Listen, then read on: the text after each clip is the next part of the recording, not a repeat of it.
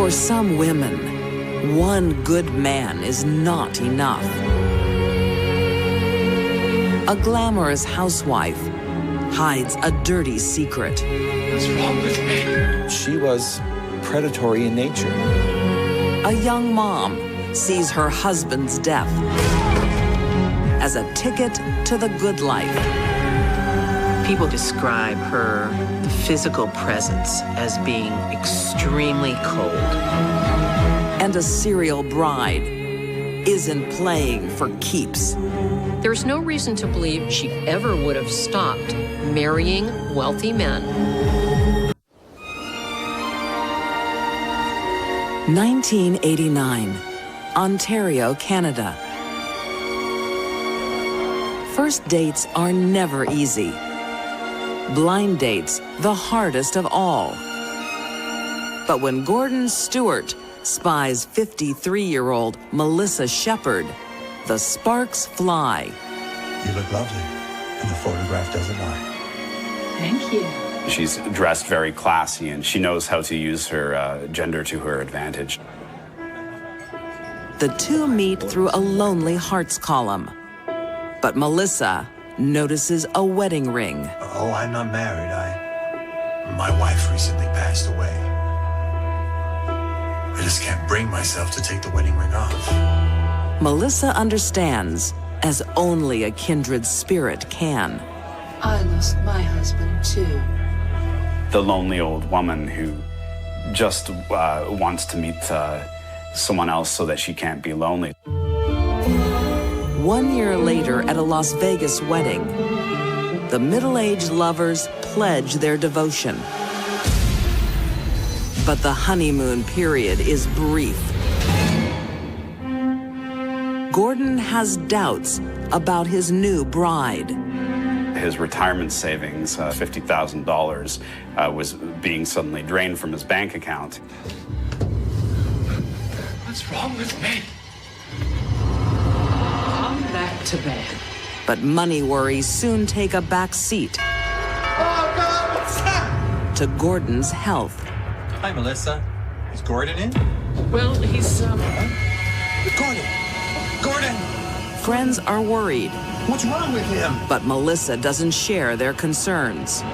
he's all right. He just needs bed rest. No, he needs to see a doctor. I'm taking him to the hospital. Melissa was successful at making men think that she loved them. What she loved was their checkbook.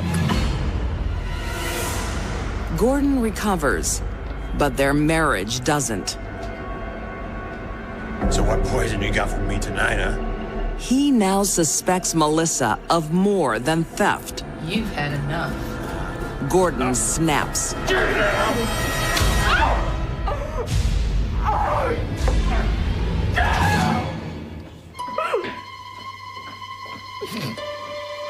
I think that it was probably a relationship in which they both provoked the worst in each other. Gordon is convicted of assault and serves time. He's released on parole on the condition he stays away from his wife. He wasn't supposed to have any contact with her, but she initiated it.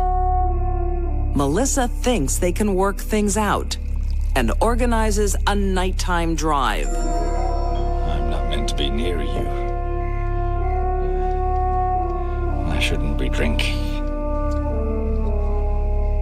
I feel safe enough. This is something that Melissa is very good at. She uses her femininity to her advantage. But Gordon isn't completely seduced. A few things we've got to sort out.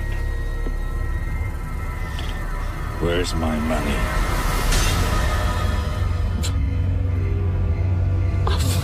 Melissa decides to go for a walk, but Gordon follows.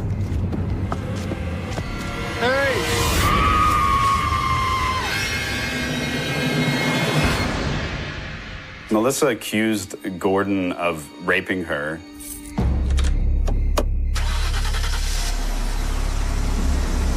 Melissa fights back with the only weapon she's got.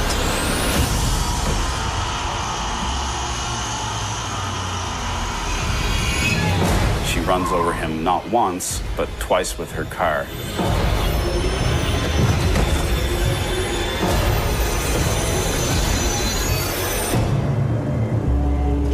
Melissa's tale of self-defense wins her sympathy, but there's no physical evidence to back up her claim of sexual assault. An examination revealed no evidence of rape whatsoever. And the autopsy on Gordon's body raises more questions. Autopsy revealed his bloodstream was full of sedatives. Rubbing alcohol, liquor, and a concoction of pills.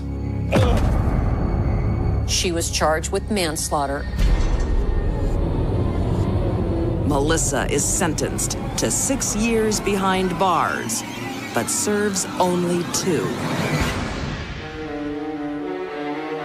When she's released, she finds a new lover, thanks to divine intervention. She told him God wanted them to be together. 82-year-old Robert Friedrich is a retired engineer, living 1,600 miles away in Florida. I rather doubt that God wanted a nice guy to be with a psychopathic killer, but that's what happened. Within 1 month of meeting, the couple marries, but Robert is struck down by a mystery illness. Time for your pills. His family started noticing that he seemed to be ill a lot. Oh, wait a minute. I had my pills already. That was hours ago. Husband number 3 becomes victim number 2. December of 2002, Robert Friedrich dies. Melissa made sure that Robert was cremated very quickly. No one suspects Melissa, and she inherits. He's bequeathed all $100,000 worth of his assets to Melissa. Soon, Melissa is once again on the prowl. That was probably very exciting for her. The hunt is a big part of the thrill. This is a dangerous woman.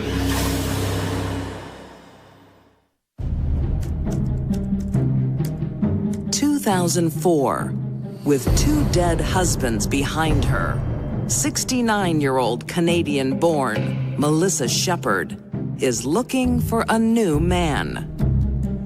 Melissa Shepard was every man's worst nightmare. This Black Widow snares her men on the World Wide Web. On an online Christian dating website, she meets a 73-year-old man called Alexander Strategos. Within 24 hours of meeting Melissa, Alex is sick. Alex didn't even make it till morning. He had to be hospitalized. It would be the first of 8 hospitalizations in the brief time he knew Melissa. Alex's concerned son starts asking questions. What he uncovers is troublesome. They found unprescribed drugs in your bloodstream. I don't understand. In his father's bloodstream, there is Xanax and Valium, neither of which Alexander Strategos was prescribed. But that's not all. What have you got there? His father's money was disappearing at a rapid rate. Just some of Dad's papers. Very interesting reading. Suspecting foul play, Alex's family goes to the police. They do not have the medical evidence to charge Melissa with attempted murder. However, they do have enough evidence to charge her with fraud and theft. In 2005, Melissa pleads guilty to fraud and is back inside a jail cell.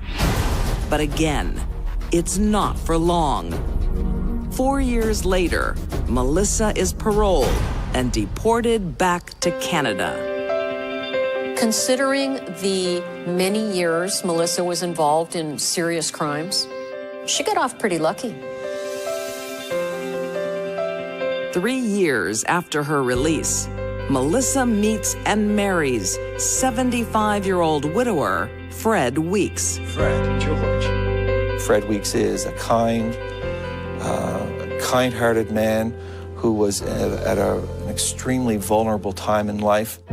He was fair game for Melissa. George, I can't tell you how happy I am that you agreed to officiate at today's ceremony. It's a pleasure to be part of your big day, Fred.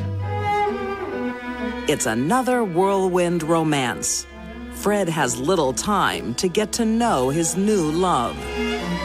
Allow me to introduce my beautiful bride.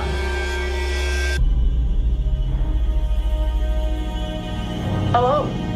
How do you do? But the justice of the peace, a friend of the groom, knows exactly who she is. Melissa was notorious for her criminal activities in Canada. A documentary had been made about her. But Fred Weeks didn't know that. Fred Weeks was lonely. The justice of the peace contacts the police. I'd like to speak to the officer in charge.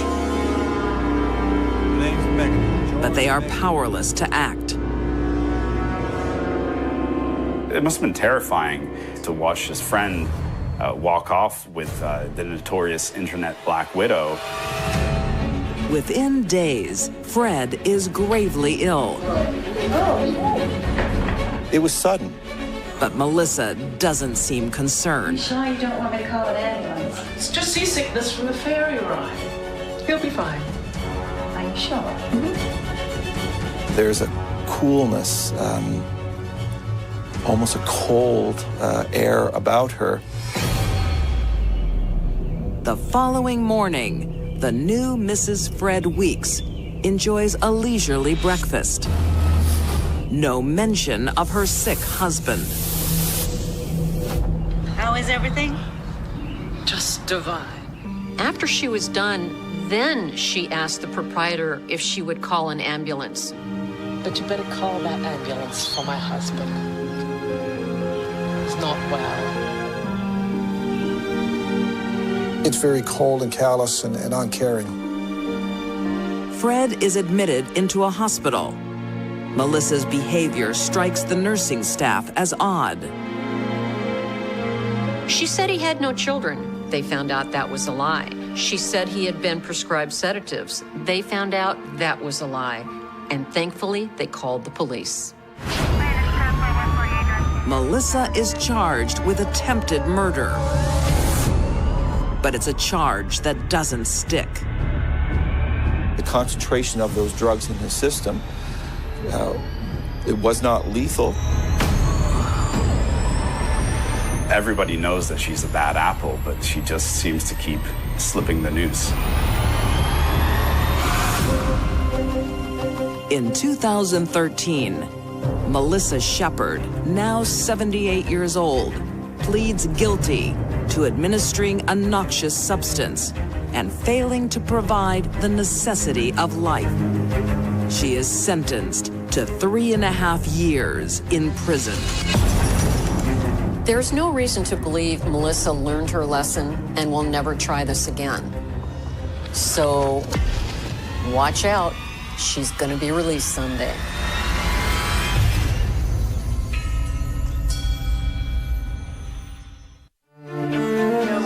For some women, being loved, I think Doug would put up with anything from Kelly. Even worshipped. She wanted all the attention that she could have. Means nothing. This was just simply Kelly wanting to be in control of other men. Let me make it up to you.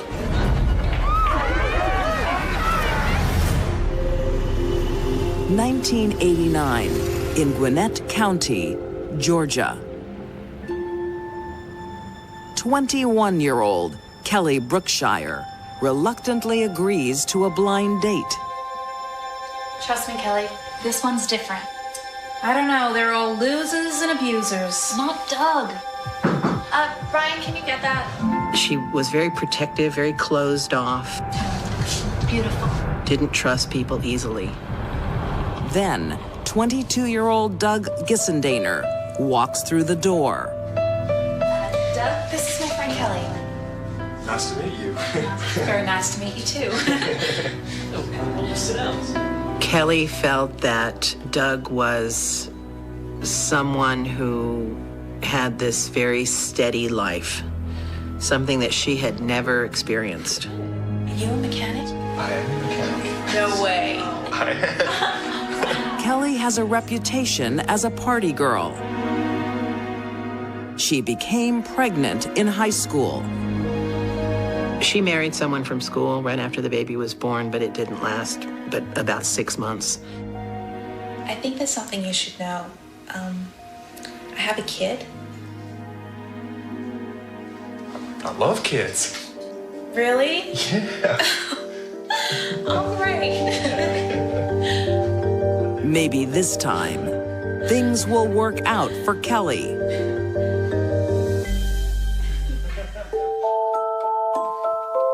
Within 2 months, the young lovers tie the knot.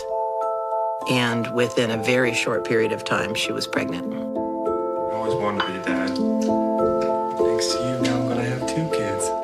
You don't mind that he's not yours, do you? No, of course not. He loved the idea of being a father, a family man, a husband, all of it. Their family adventure is just beginning.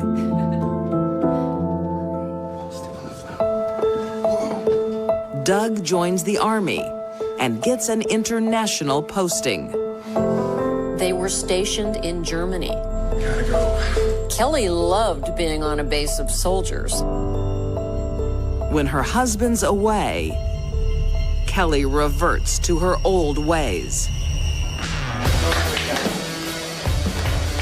And the military base has a ready supply of men. Kelly wanted all the attention that she could have. Hey! I'm sorry. What's going on here? Let me make it up to you.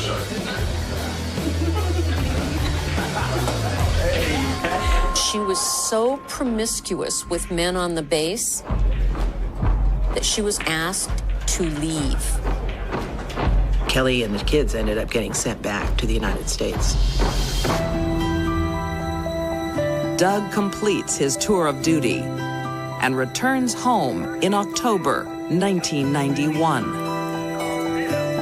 He forgives his wife, and they reunite. Guess what? I'm pregnant. But Kelly has not changed her spots. But we haven't. It's not yours.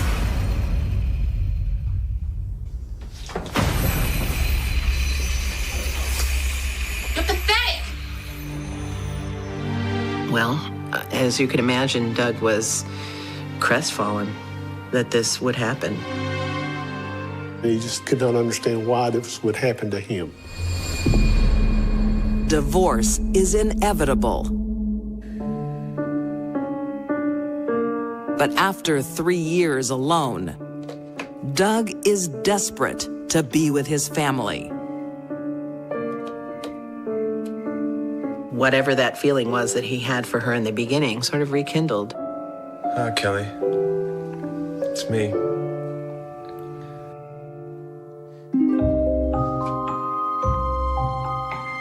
Picking up where they left off, I love Christmas. the couple remarries, and everyone's back under the same roof. I think Doug would put up with anything from Kelly, much more than most men would, because he very much wanted to be a family man, a husband, and a provider. But there's something Doug doesn't know. I think that it was impossible for Kelly to be faithful to anybody.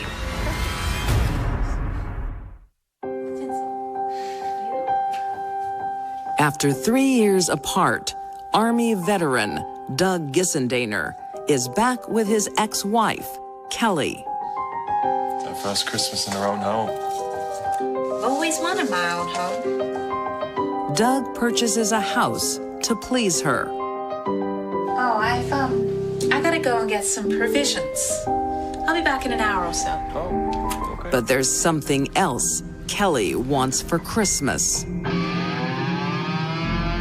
She was seeing her new boyfriend, Greg, in a hotel room. I think she went back with Doug only because he was able to buy a house. She wanted the house. Are you ready for me yet? Like many men before him, 25-year-old Greg Owen is enthralled by his adventurous lover.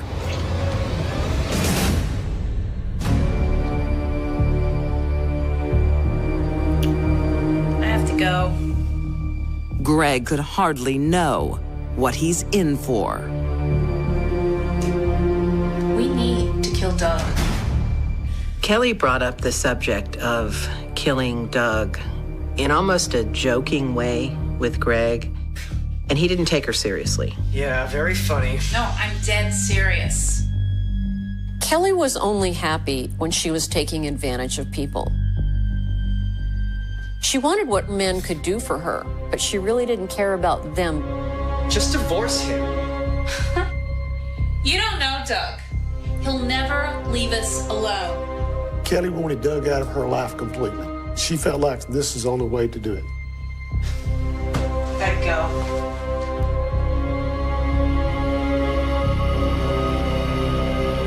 February 7th, 1997. Kelly pushes Greg into darkness. She gave him the nightstick and the knife and took him to her house to wait. Okay, the door's unlocked. Just don't turn any lights on.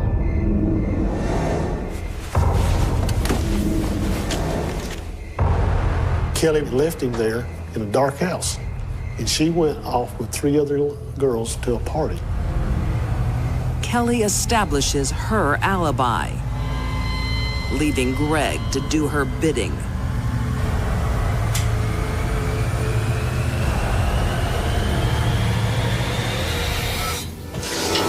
Don't make a sound. Now just get in your car, and no one will get hurt. Most people will do whatever they're told to do if they have a knife at their throat. Get in the car. Get in the car. Okay. Doug went willingly, got into the driver's seat, Drive. and drove at Greg's direction to this very remote location.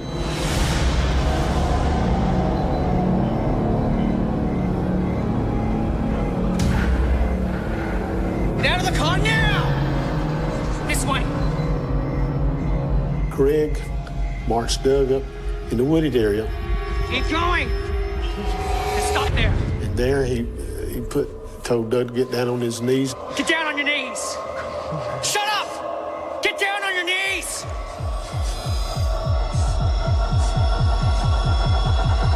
He must have been extremely frightened. Please don't kill me. Please don't kill me.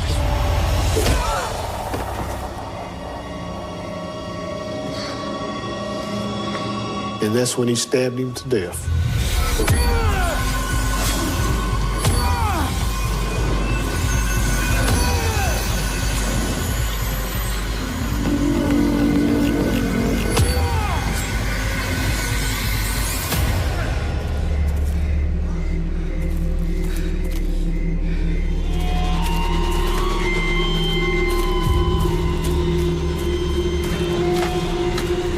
Greg pages Kelly with the news.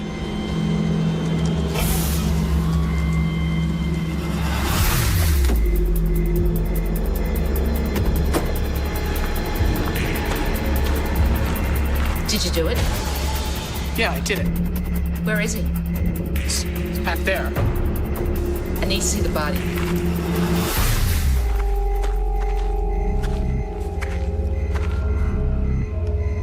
Kelly had a need to see her husband's body. She wanted to see him to make sure he was dead, or perhaps to gloat. Kelly destroys the evidence. She had a bottle that was full of gasoline, and she threw it into Doug's car and set the car on fire.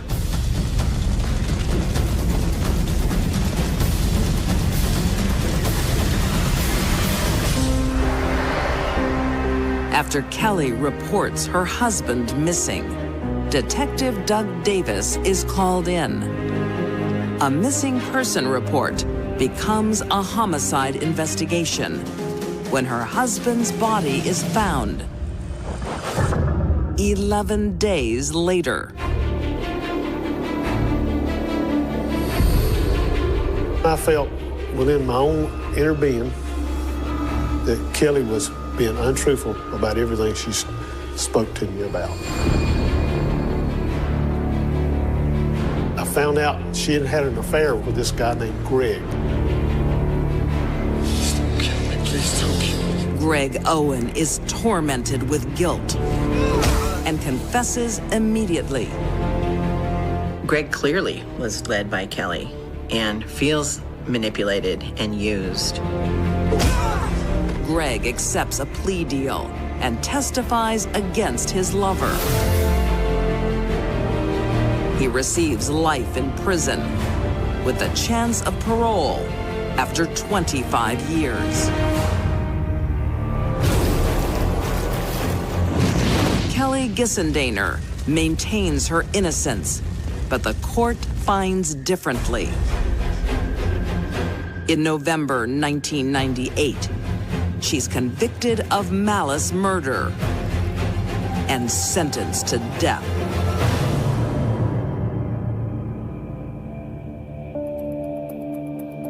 Kelly is exactly where she needs to be. She spends 23 hours a day alone in a cell. She doesn't need to be around other people. I'm good. Due to ongoing appeals, Kelly has yet to meet her end. She's been waiting since 1998 for her sentence to be carried out.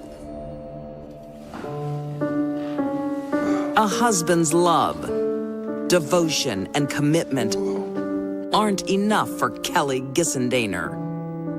She wanted things her way, whatever the cost. I don't think Kelly ever really loved Doug, but she didn't decide to kill him until he purchased a house. That's what she wanted, but she didn't want him in it.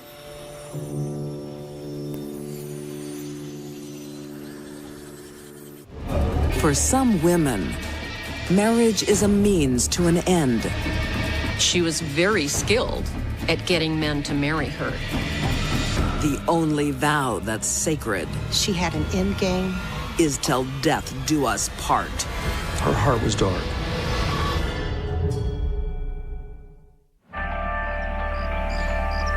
(1971), Charlotte, Tennessee.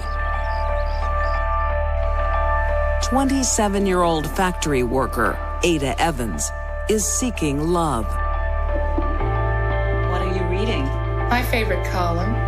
She's twice married and hoping for third-time lucky. Growing up, her parents were not wealthy. I want a man to support me. And I think Ada wanted nice things. Someone like Bill. Gentle-natured 43-year-old William Hayes catches Ada's eye. He was an established gentleman, very handsome. Ada is no classic beauty. By the accounts of some that knew her, Ada was not an attractive woman. But to William, she is a Southern belle. She did something that attracted him to her, and in a mesmerizing way. When are you gonna make an honest woman out of me, Bill? William is already married. I'll tell her tonight.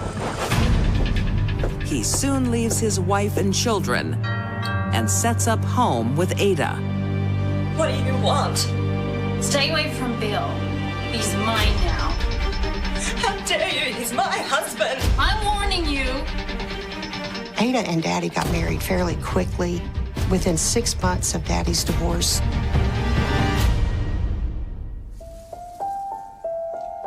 When William's daughter Jeanette, 15 at the time, comes for the holidays, it's a happy home.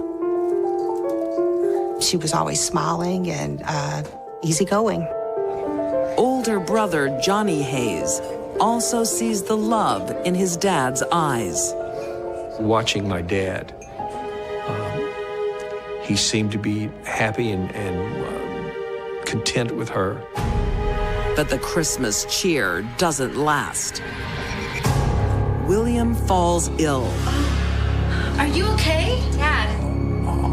Jeanette is worried, but Ada is quick to console her. It's a stomach ulcer. Let me get you some water.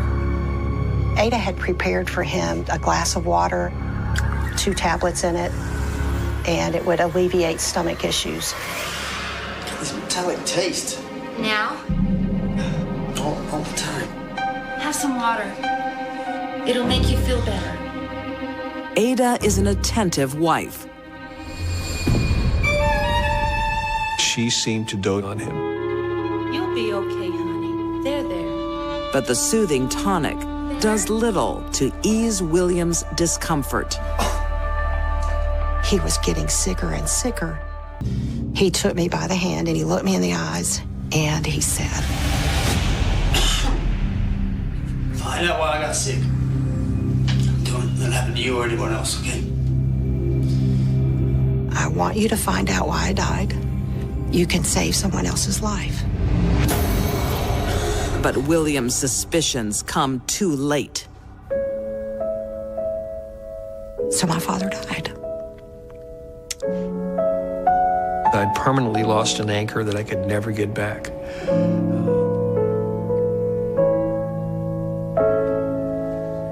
Jeanette is determined to fulfill her father's dying wish. I think there should be an autopsy.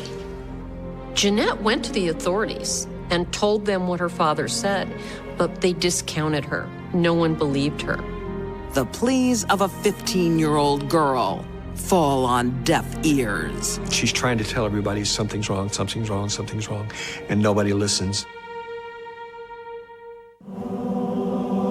1974, Charlotte, Tennessee. 30-year-old Ada grieves the death of her husband. She was full of tears and sorrow that Daddy had died. But for William Hayes's family, grief is fused with mystery. There was no definitive diagnosis as to why he was sick. He told his daughter Jeanette to find out why he died. I think there should be an autopsy. I did try to fulfill that request. I asked the authorities if they would do an autopsy.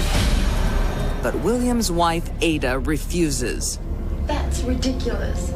There's no need. She wants her husband cremated. He wanted to be cremated. He didn't believe in it. The family rose up and said, no, that's not going to happen. They're going to bury him. I agreed to a burial, but no autopsy.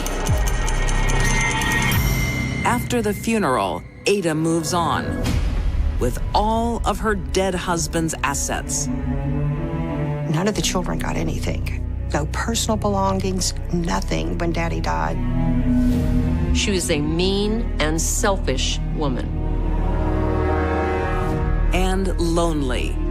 She's looking to fix that through the Lonely Hearts ads. Ada met John Wittenmeyer and moved to Oklahoma. Mr. Wittenmeyer was a wealthy rancher. John Wittenmeyer would have been a prize catch for her.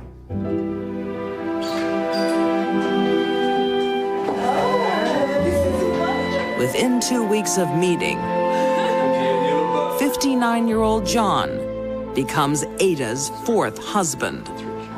Mr. Whitmire's family did not trust Ada. They were concerned about her age.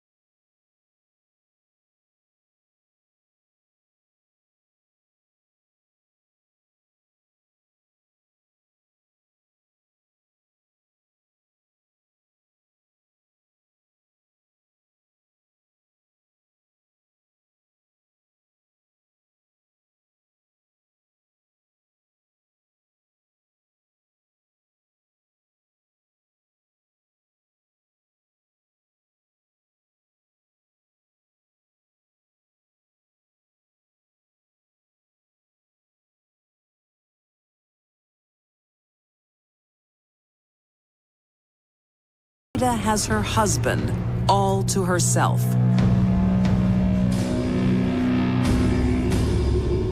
With Ada, nothing was quite what it seemed, what it appeared. To be bringing food, bringing sustenance, was in fact bringing death.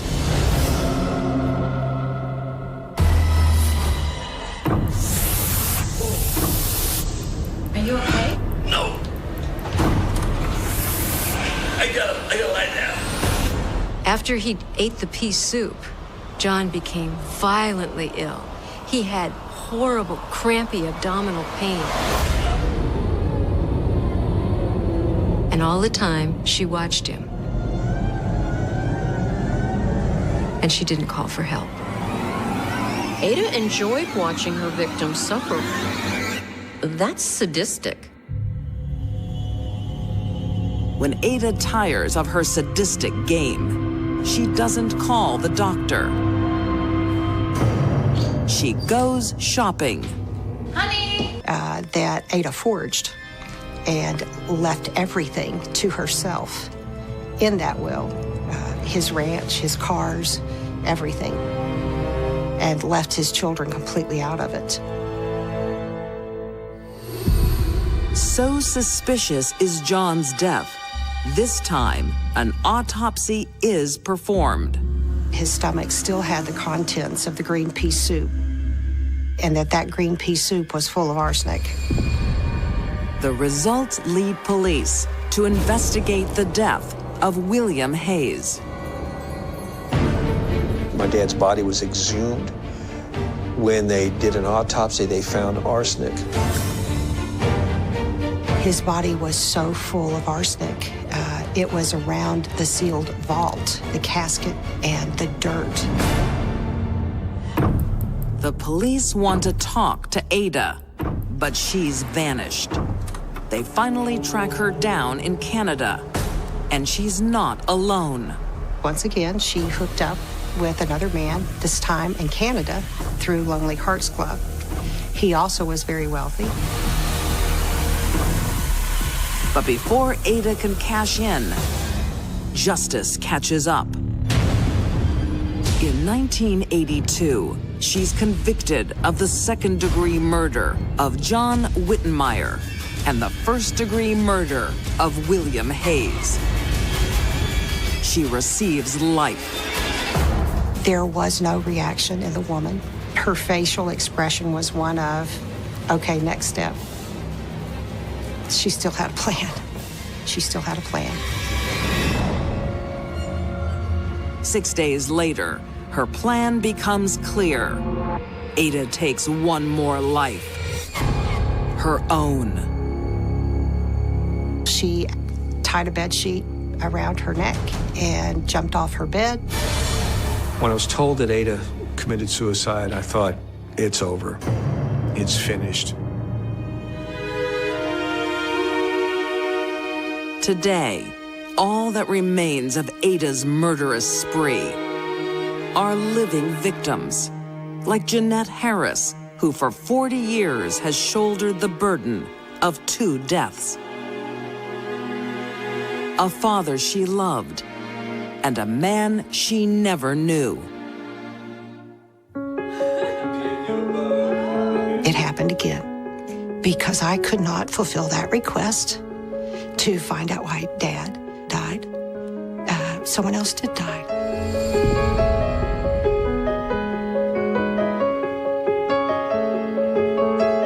There's no reason to believe Ada ever would have stopped marrying wealthy men, killing them, and then taking their stuff. It's what she did.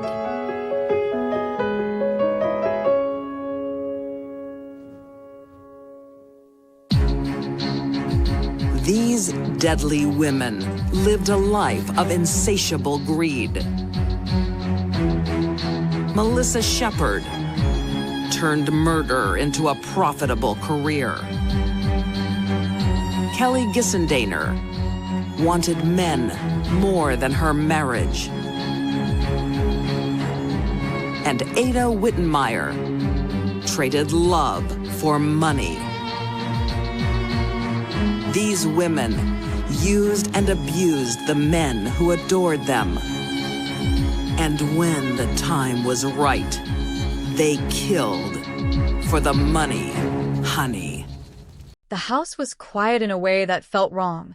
The kind of silence that presses against your ears until you notice your own breathing, shallow, hesitant, uncertain, as if the walls themselves were listening.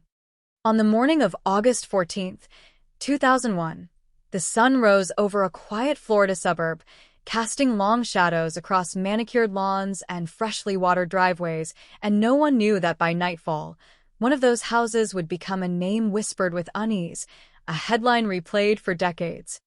A cold case that refused to stay buried. The call came just after 7. A neighbor. A voice shaking. Something about an open door that shouldn't have been open, a car still in the driveway, a sense that something had gone terribly, irrevocably wrong. When deputies arrived, they found no signs of forced entry, no broken windows, no shattered locks. The house looked lived in, interrupted rather than abandoned. A coffee mug sat half full on the kitchen counter. A purse lay on the couch. The television remote was on the floor, as if it had slipped from a hand that never came back to pick it up. The woman who lived there had vanished. Her name would soon be everywhere. On local news tickers. On flyers stapled to telephone poles. On the lips of reporters standing under the harsh glare of camera lights, speaking in hushed, serious tones about a mysterious disappearance and growing concern. She was 36 years old. A mother, a sister, a daughter. Known in the neighborhood as polite, reserved, reliable. The kind of person whose routine was so predictable that any deviation felt immediately alarming. She didn't miss appointments. She didn't leave without telling anyone. She didn't disappear. Detectives moved through the house slowly, methodically, photographing every corner, every surface, every object frozen in time. There was no blood, no obvious struggle, no note, no explanation. The bedrooms were undisturbed. The closets full. Her phone was gone, but in 2001, that didn't yet scream panic the way it would today. People forgot phones. People left them in cars. People didn't live inside them yet. Outside, the street filled with neighbors standing in small, anxious clusters. They spoke in fragments. Half sentences. Nervous guesses. One woman said she'd seen her the night before, taking out the trash, waving briefly. Another said she thought she heard a car late at night, but maybe it was nothing. Maybe it was just the wind. Maybe it was just another Florida summer night, thick and restless. But nothing felt ordinary anymore. By noon, the story had a shape. A missing woman. No forced entry. No clear motive. No immediate suspects. Reporters began using a phrase that would cling to the case like a shadow. Mysterious disappearance. By evening, another phrase followed close behind. Possible foul play. Her family arrived in waves, faces tight with shock, disbelief etched into every movement. Her sister paced the front yard, Phone pressed to her ear, repeating the same sentence again and again, as if saying it enough times might make it false. Her parents sat on the curb, hands clasped, staring at the house as though willing it to explain itself. Detectives asked the questions everyone expects. When was the last time you saw her? Did she mention anyone unusual? Any recent arguments? Any financial problems? Any reason at all she might leave voluntarily? The answer circled back to the same place. No. Nothing. She was happy. She was planning for the future. She had plans that day. Plans she never showed up for. The search began immediately. K-9 units combed nearby woods. Helicopters swept over retention ponds and empty lots. Volunteers formed lines, moving slowly through tall grass under a punishing sun, eyes scanning for anything out of place. A shoe. A bag. A sign that could turn fear into certainty. Nothing surfaced. Days passed. Then weeks. The media presence intensified, then slowly thinned as newer stories pushed this one down the rundown. But for the family, time didn't move forward. It stretched, distorted, collapsed in on itself. Every ringing phone sparked hope and dread in equal measure. Every knock on the door felt heavy with possibility. Investigators began tracing her last known movements. The grocery store. The bank. The route home. Security cameras were limited then, grainy, often useless. Receipts placed her where she was supposed to be. Witnesses remembered nothing strange. Her car hadn't moved. Her credit cards weren't used. Her bank accounts were untouched. It was as if she had simply stepped out of her life and vanished into thin air. Attention turned inward, toward the people closest to her. Because it always does. Her ex-husband. Her current partner. Family members. Anyone whose proximity could be twisted into suspicion. Interviews were conducted. Statements taken. Alibis checked and rechecked. No one cracked. No one confessed. No evidence rose to the surface. And slowly, almost imperceptibly, the case cooled. Months became years. The flyers faded, edges curling, ink bleached by the sun. New families moved into the neighborhood, unaware that the house they passed each day carried a weight, a story that refused to end. Children grew up hearing rumors without details. A woman who disappeared. A case that was never solved. A cold case. The file grew thicker even as the trail grew colder. Tips came in sporadically. A sighting in another state. A rumor overheard in a bar. A psychic's letter filled with vague predictions and desperate hope. Each one was logged. Each one led nowhere. Detectives retired. New ones took their place. The case was reviewed, boxed, shelved, reopened, reviewed again. Advances in technology offered brief sparks of optimism. DNA databases expanded. New forensic techniques promised answers where none had existed before. But without a body, without physical evidence, those advances had nothing to attach themselves to. The absence became the loudest fact of all. For her family, the years carved deep lines of exhaustion and grief. Birthdays passed with empty chairs. Holidays became quieter, heavier. Her name was spoken carefully, as if too much volume might shatter something fragile. They lived in a suspended state, unable to mourn, unable to hope fully, trapped between what was lost and what might still be found. In the community, the case became a cautionary tale. Doors were locked more carefully. Neighbors watched each other with new awareness. Parents pulled children closer. The idea that someone could vanish from a safe, ordinary street unsettled something fundamental, a belief that routine equaled protection. And always, beneath every conversation, the question lingered. What happened to her? There were theories. A stranger. A crime of opportunity. Someone who knew her well enough to walk through the front door without resistance. Someone who left no trace. Each theory rose and fell, debated in online forums years later, dissected by armchair detectives hungry for closure. But the truth remained sealed. 22 years passed like that. 22 years of silence punctuated by anniversaries and brief media check-ins. A cold case that seemed destined to remain exactly that. Unsolved, unanswered. A story without an ending. Until one detail, overlooked for decades, began to feel heavier than it ever had before. A detail that had been there from the beginning. A family detail. And somewhere, buried deep beneath years of denial and routine and carefully maintained normalcy, a secret waited, patient, corrosive, ready to turn a missing person headline into something far darker, far more intimate, and far more devastating than anyone had imagined. The kind of truth that doesn't just solve a case. The kind that fractures a family forever. For a long time, the case lived in a strange limbo, not quite dead, not truly alive. A file number passed from desk to desk as officers rotated in and out, each new detective feeling the same dull weight when they opened it, the sense that something important had been missed. Something small enough to slip through the cracks, yet strong enough to hold the entire truth together.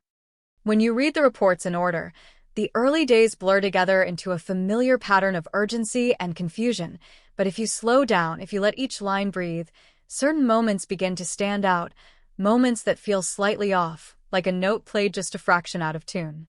One of those moments happened less than 24 hours after she vanished.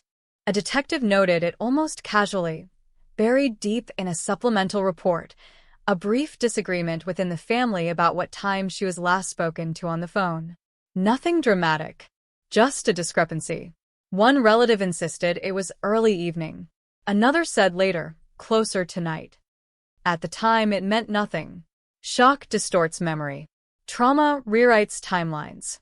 Investigators moved on, focused on bigger questions, louder questions, the kind that demand immediate answers. But silence has a way of amplifying the small things. In the weeks that followed, detectives retraced her life inch by inch, starting with her routines, because routines are predictable, and predictability is where investigators look for fractures. She woke early. She drove the same roads. She shopped at the same stores. She spoke to the same people. Coworkers described her as meticulous, organized, almost rigid about plans. She kept lists. She followed schedules. She hated surprises, which made her disappearance feel even more unnatural. They interviewed friends who said she'd seemed distracted in the weeks before, not distressed, not afraid, just distant, as if her thoughts were elsewhere. One friend recalled a conversation over coffee where she'd mentioned family stress. Nothing specific, nothing alarming, just a vague heaviness, a tone that lingered longer than the words themselves. Another remembered her canceling plans at the last minute, unusual behavior brushed aside at the time, now replayed with new significance. Investigators listened carefully, noting everything, searching for patterns, but the picture that formed was frustratingly incomplete, like a photograph with the center torn out. Attention returned, again and again, to the house. Crime scene analysts went back through the original photographs. The lack of forced entry still bothered them. Doors don't open themselves. People don't vanish without interaction. Someone had been there, or she had left willingly, and every instinct told them the latter didn't fit. The question wasn't if another person was involved, but who, and why nothing had been left behind. They tested surfaces for latent prints. Most belonged to her. Some belonged to family members, expected, explainable. A few were unidentified, partial, smudged, impossible to match with the databases of the time. In another era, those prints might have told a story. In 2001, they became just another unanswered question. Outside the house, life resumed with an uneasy rhythm. Cars drove past. Lawns were mowed. Kids rode bikes on the same street where news vans had once crowded the curb. But for those who knew the story, the normalcy felt staged, fragile, like a set built to hide something darker behind it. The family remained cooperative, visible, grieving in public. They gave interviews. They pleaded for information. They appeared unified, bound together by loss. But detectives noticed the tension beneath the surface, the way certain topics caused shoulders to stiffen, the way conversations shifted abruptly when specific names were mentioned. Grief explains a lot, but not everything. Months in, investigators held a meeting that felt heavier than most. Leads were drying up. Resources were being reassigned. The unspoken reality settled in the room. The case was slipping toward the cold. They discussed theories openly now, less constrained by the urgency of active search. Abduction. Voluntary disappearance. Accident covered up by fear. None of them fit cleanly. Each required leaps of logic, assumptions that clashed with known facts. The absence of financial activity argued against starting over.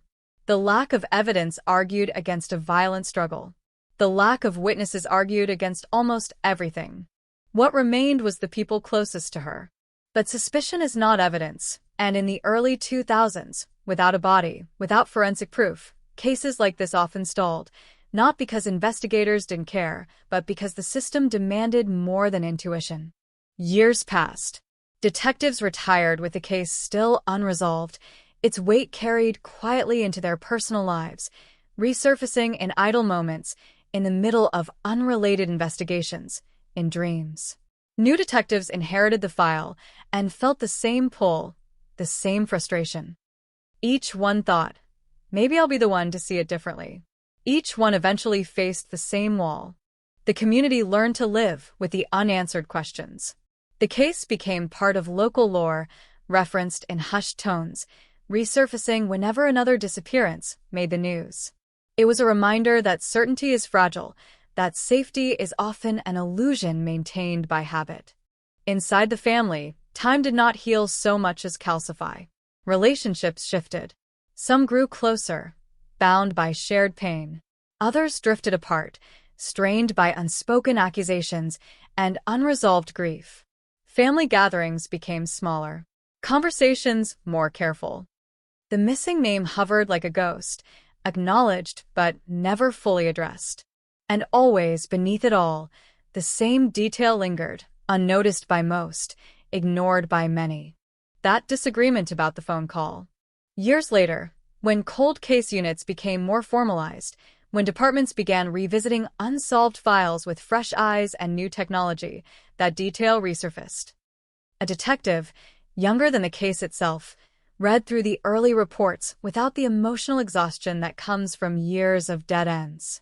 To him, the discrepancy stood out not because it proved anything, but because it didn't fit the narrative everyone had grown comfortable with. He flagged it. Then he flagged something else. A second inconsistency. A small one. A timeline overlap that didn't quite align. Again, easily explained on its own. Together, they formed a faint outline of something more troubling. He began re-interviewing witnesses, carefully, respectfully, aware that reopening old wounds required tact. Memories had faded. Details blurred. But some things had hardened over time. Stories repeated, so often they'd become rehearsed, polished smooth by repetition. Those were the ones he listened to most closely. Family members were cooperative, as they had always been. They answered questions.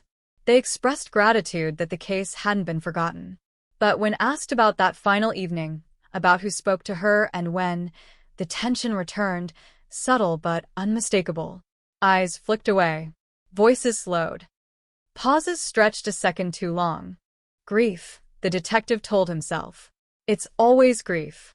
But grief doesn't usually change its shape after 20 years. He cross-referenced statements, compared old interviews with new ones. The differences were slight, but they were there, like hairline cracks spreading through glass. No single contradiction was enough to accuse, but together they suggested something deeply uncomfortable. Someone in the family knew more than they had ever said. As the investigation quietly intensified, records were pulled that hadn't existed in 2001. Phone logs, old financial documents, digital traces recovered from obsolete systems. Technology had advanced, but the past remained stubborn, offering fragments rather than clarity. Then one record surfaced that made the detective stop. A phone call. Short. Local. Made on the night she disappeared. A call that didn't match the story everyone had told. And for the first time in more than 2 decades, the case shifted, almost imperceptibly, from the realm of mystery into something far more disturbing because mysteries are impersonal, but this was beginning to feel intimate, deliberate, and terrifyingly close to home. The kind of revelation that doesn't arrive with sirens or headlines, but with a quiet realization that the truth has been sitting in the same room all along, waiting for someone to finally notice the silence where an answer should have been. And once you hear that silence, you can never unhear it. That phone call became an echo the detective couldn't escape, a brief electronic footprint from a time when records were sparse and assumptions filled the gaps, a call that sat quietly in an old log until someone finally asked the right question about it. It was placed late in the evening, minutes after the time the family had always insisted she was last heard from, and it wasn't long enough to be casual, not the kind of call where you chat, laugh, or make plans, but not short enough to be a wrong number either. It existed in that narrow space between intention and urgency, and once you noticed it, it began to pull everything else out of alignment. The number it connected to belonged to someone she trusted. Not a stranger. Not an unknown contact. Family. When detectives in 2001 saw the log, they logged it and moved on, satisfied by an explanation given in grief and shock, a simple answer that fit the emotional landscape of the moment. But 22 years later, that explanation no longer sat comfortably against the record. The detective stared at the screen, then at the old report, then back again, feeling the slow, unmistakable tightening in his chest that comes when a case shifts from puzzling to personal. He went back to the beginning again, but this time with that call as an anchor point. He mapped the timeline minute by minute, laying it out like a crime scene of its own. Grocery store receipt. Bank transaction. Drive home. The moment she should have walked through the front door. The call. The silence after. Something was missing. He re-examined the house photos, noticing details that had faded into the background before. The way the purse was placed, not dropped, but set down. The coffee mug, barely touched, cooling on the counter. The remote on the floor, yes, but not broken, not thrown. Interrupted, not interrupted violently. The scene spoke of familiarity, not fear. People don't panic around people they trust. That idea followed him into the next round of interviews. He approached them carefully, knowing that pressure applied too early can collapse fragile truths into rehearsed lies. He asked open-ended questions, let silences stretch, let memories surface on their own terms. He didn't accuse. He listened. And he noticed something else. When the night of the disappearance came up, the language changed. Not the facts, necessarily, but the way they were delivered. Passive phrasing. Distancing words. Emotional cues that didn't quite align with the content. These were subtle things you learn to hear only after years of listening to people explain the unexplainable. One family member repeated the same sentence word for word across 2 interviews conducted years apart, an impressive feat if it weren't so unnatural. Another contradicted an earlier statement, then corrected themselves quickly, almost too quickly, as if aware of a script slipping. Again, none of this was evidence. But it was noise, and noise often hides something beneath it. The detective requested permission to expand the scope of the investigation. Cold case status meant limited resources, but the inconsistencies were enough to justify a deeper look. He pulled school records, employment files, old emails salvaged from outdated servers, anything that could reconstruct the emotional landscape of that year. What he found was not explosive, not cinematic, but it was revealing. Tension. Letters exchanged between family members carried an undercurrent of conflict, polite on the surface, sharp underneath. References to disagreements, to long-standing resentments that never fully healed. Financial strain. Caregiving responsibilities. The kind of pressure that builds quietly, without witnesses, until it becomes unbearable. Friends had sensed it too, though they hadn't known what to do with that feeling at the time. One recalled her saying, weeks before she vanished, that she felt trapped, pulled in opposite directions, trying to keep the peace at the expense of her own sanity. Another remembered her laughing it off, minimizing, deflecting, a practice skill honed over years. Families can be dangerous that way, not because they are inherently violent, but because they know where the softest parts are. The detective revisited the phone call with fresh eyes. He subpoenaed additional records, cross-referenced cell tower data as best as technology allowed, reconstructed the likely location of both parties during that brief exchange. It wasn't perfect. Early 2000s data rarely is. But it suggested proximity, not distance. They were near each other. That realization landed heavily. If she wasn't alone, if she wasn't frightened, if she was speaking to someone she trusted, then the narrative of an external predator began to crumble. The mystery narrowed, tightening its focus like a lens turning inward. He began to wonder about the moments after the call ended, about what was said that never made it into any record, about whether that conversation escalated, whether something was revealed that couldn't be taken back.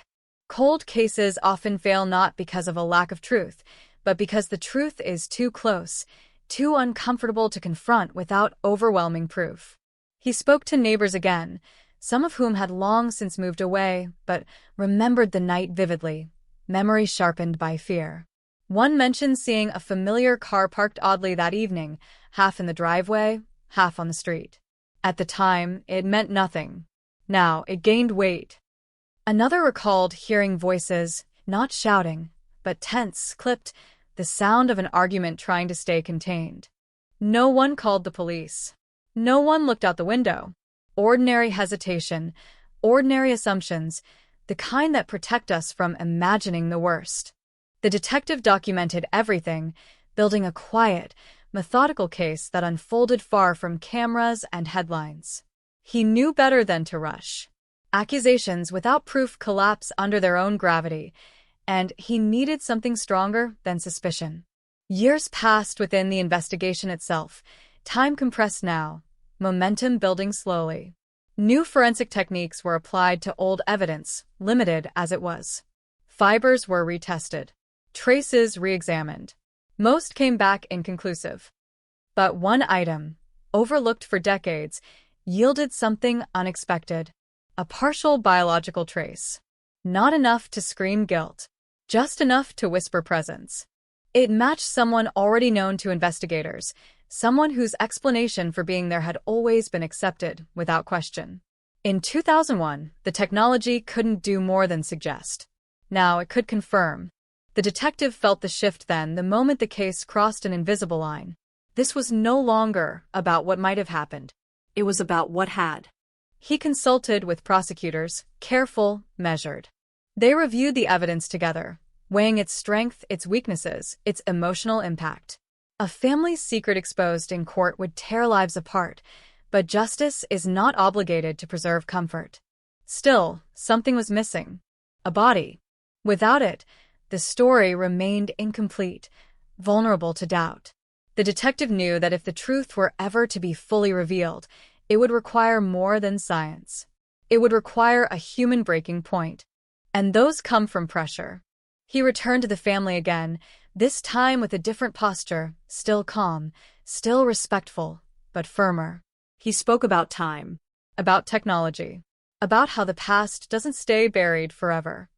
He watched faces carefully, noting micro-reactions, the tightening of jaws, the subtle shifts in breathing. One person broke eye contact. Just for a second. But it was enough. Because in that second, the detective saw something he hadn't seen before in all the years of reports and interviews and faded photographs. Fear. Not the fear of losing a loved one. The fear of being found out. And with that realization, the case took on a new gravity, a sense of inevitability, as if the truth, long suppressed, had finally begun to push back, demanding space, demanding air, demanding to be heard after 22 years of silence. The kind of silence that doesn't mean nothing happened. The kind that means too much did. Fear has a texture when you've seen it enough times, a tightness around the eyes, a hesitation that interrupts otherwise smooth movements, and once the detective recognized it, he couldn't unsee it, couldn't unfeel the way the room shifted when certain questions were asked. The interview continued, polite on the surface, but something fundamental had changed. The balance of power was no longer neutral. The past was no longer safely out of reach. He didn't push then. Pressure too early can cause people to retreat deeper into themselves, to fortify lies instead of abandoning them. Instead, he let the conversation end naturally, thanked them for their time, and left with a quiet certainty that the truth was closer now than it had ever been. Outside, the Florida air was heavy, humid, pressing down like a physical weight. He sat in his car for several minutes, replaying the interview in his head, isolating moments, expressions, words chosen carefully or avoided altogether. This was no longer about reconstructing a disappearance. It was about understanding a family dynamic that had existed long before that night in 2001. He returned to the case file and began building a parallel narrative, one not centered on timelines and locations, but on relationships. Who depended on whom? Who resented whom? Who stood to lose something if certain truths came out? In long unsolved cases, motive often hides in plain sight, disguised as obligation, loyalty, or fear of change. Financial records told part of that story. Money had moved quietly within the family in the months leading up to the disappearance. Not large sums. Nothing flashy. Just enough to indicate strain, just enough to suggest conversations that never made it into any official report. Care expenses. Shared responsibilities. Promises made and broken. The kind of slow-burn stress that doesn't explode but corrodes. Then there were the medical records. Accessing them required layers of approval, legal justification, patience. But once reviewed, they painted a picture of emotional and physical exhaustion, chronic stress, anxiety, a pattern of putting others first to the point of self-erasure. The detective felt a growing unease as he read, not because the records implied violence, but because they suggested a person reaching the limits of endurance. People in that state don't vanish without a catalyst. He spoke to a former colleague of hers, someone who had drifted out of her life years earlier, but remembered her clearly. The conversation was tentative at first, memory softened by time, but then the colleague mentioned something that made the detective sit forward. An argument. Not at work. At home. She had come in one morning visibly shaken, trying to hide it, failing. When asked what was wrong, she brushed it off, said it was family stuff, nothing to worry about.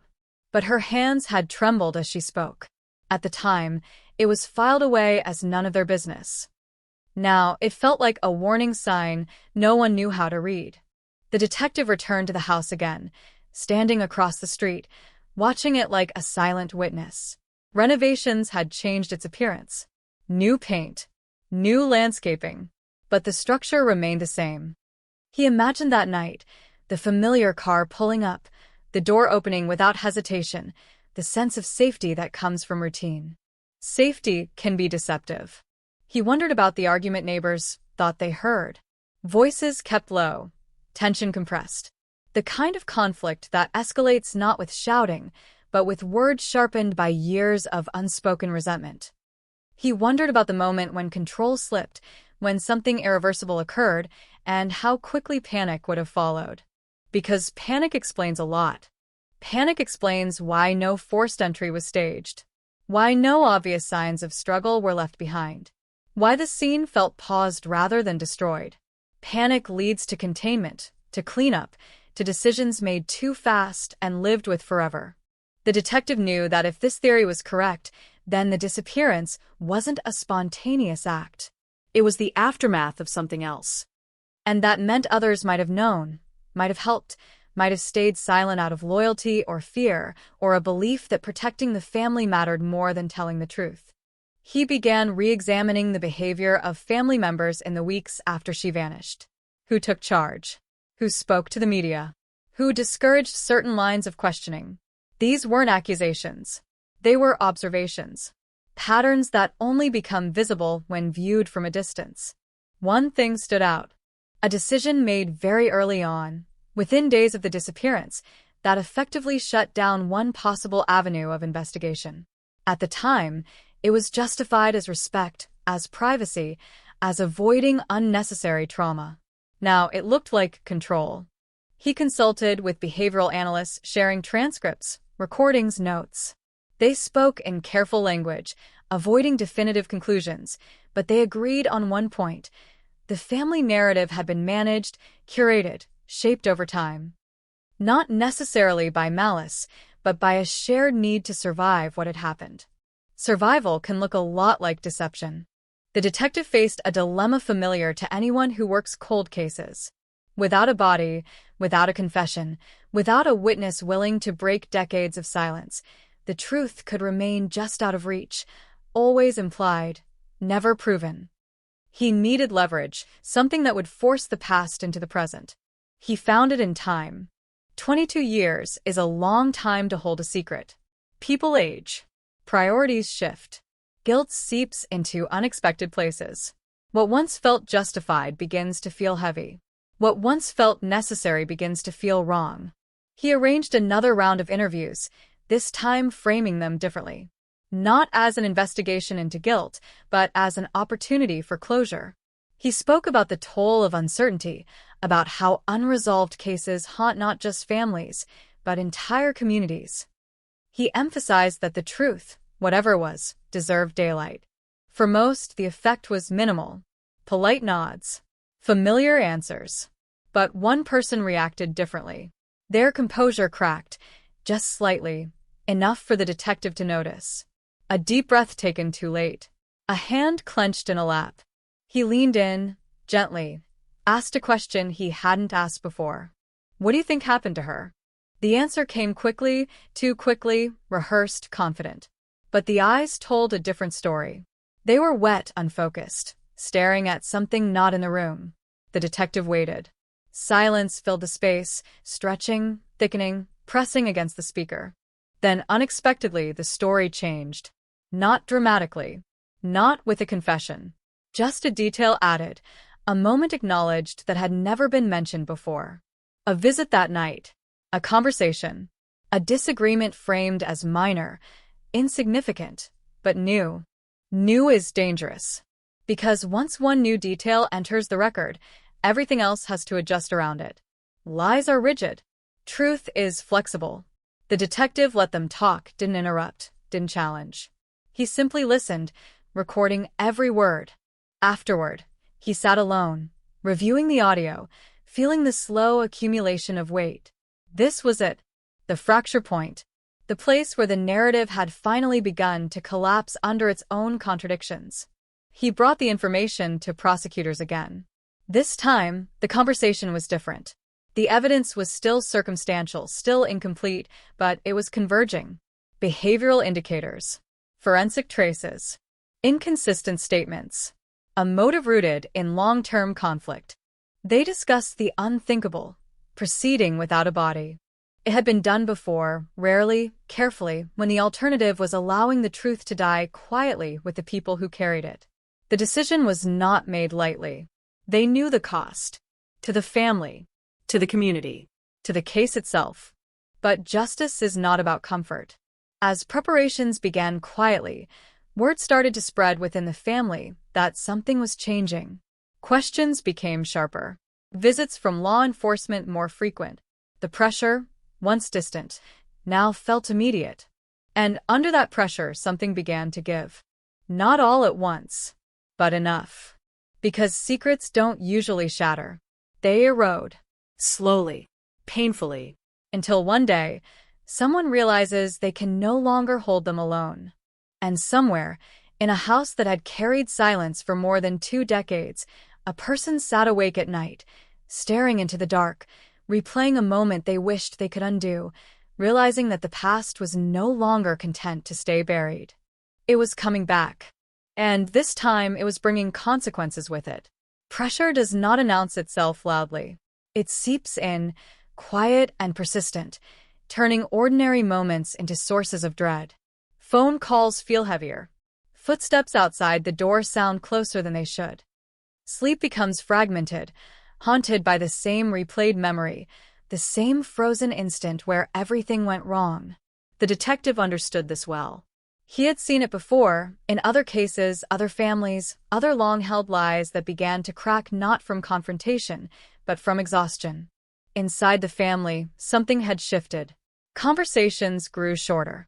Eye contact lingered too long, or not at all. There was a subtle recalibration, an unspoken awareness that the walls which had protected them for years were thinning. Someone knew the truth was close now. Someone felt it. The detective moved carefully, deliberately. He didn't want panic. Panic creates chaos, and chaos destroys evidence, pushes people into defensive positions they can maintain indefinitely. What he wanted was inevitability. The sense that the truth was no longer optional, that it would surface with or without cooperation. He focused on one individual in particular, not because they were the most suspicious, but because they were the most vulnerable. The one who had always seemed caught between loyalty and conscience.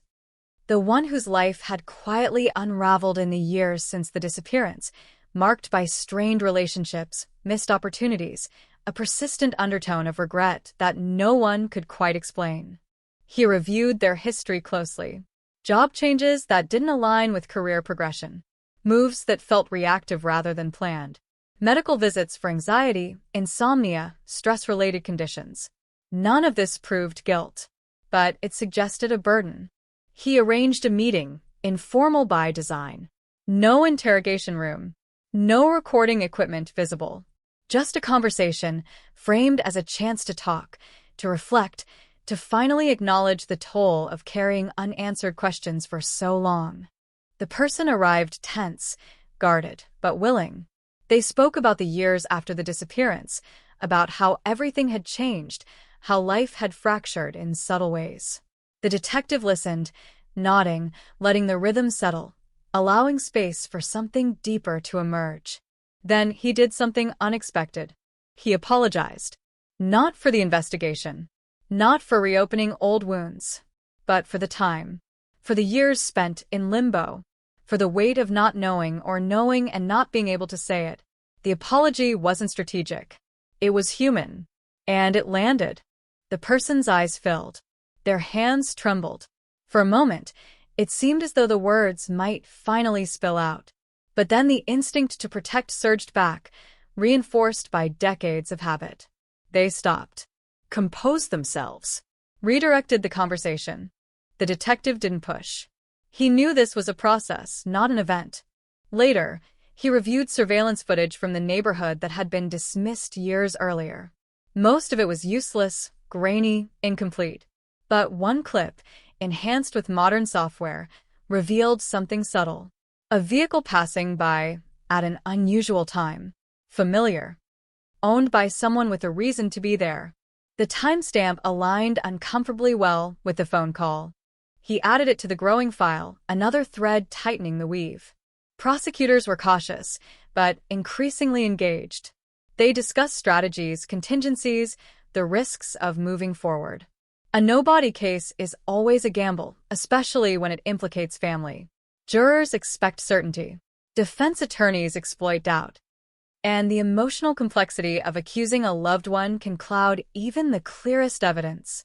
Still, the case was no longer stagnant. It was moving. The detective returned to the family one more time, this time with a quiet gravity that signaled change. He spoke plainly, without accusation, without threat. He explained that the investigation had reached a point where unanswered questions could no longer be ignored. That new evidence had emerged. That inconsistencies were becoming impossible to reconcile. He offered an opening. If there was something they wanted to say, now was the time. Silence followed. Thick. Heavy. The kind that presses against your chest. He waited, watching the subtle signs, the internal battle playing out behind composed expressions. Then finally one voice broke. It wasn't a confession. Not yet. It was a question. What happens if someone tells the truth now? The detective answered honestly. Consequences. Pain. Legal repercussions. But also an end to the pretending. An end to the waiting. An end to the lie that had defined so many lives for so long. The person nodded slowly. Tears fell, unrestrained now. And in that moment, the detective knew the wall had finally cracked. Days passed. Then another call came in. A request to meet again.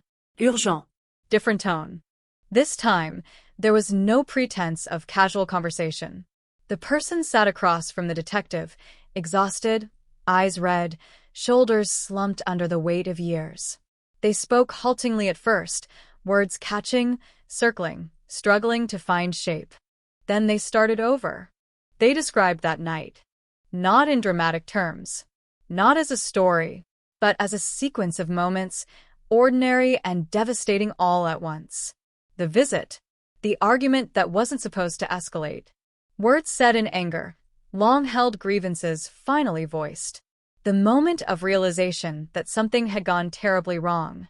There was no cinematic violence, no malicious plan, just a sudden, irreversible act born of pressure, fear, and loss of control. Afterward, panic. They spoke of shock, of disbelief, of a desperate need to fix what couldn't be fixed, of calling another family member, of decisions made in whispers, driven by fear of exposure, fear of losing everything. The detective listened, recording everything now, each word a piece of a puzzle finally aligning. He asked clarifying questions, careful not to lead, allowing the truth to emerge in its own flawed, human way. When the account ended, the room felt different, heavier, quieter, the kind of silence that follows something final. The confession wasn't complete. There were gaps, unanswered questions, and still no body. But it was enough to change everything. Prosecutors moved quickly, cautiously. They corroborated details, cross-checked timelines, verified claims against the evidence collected. Each confirmation strengthened the case, transforming a fragile narrative into something solid enough to stand in court. Arrests were discussed, charges debated, the impact on the family considered, though not allowed to outweigh the pursuit of justice.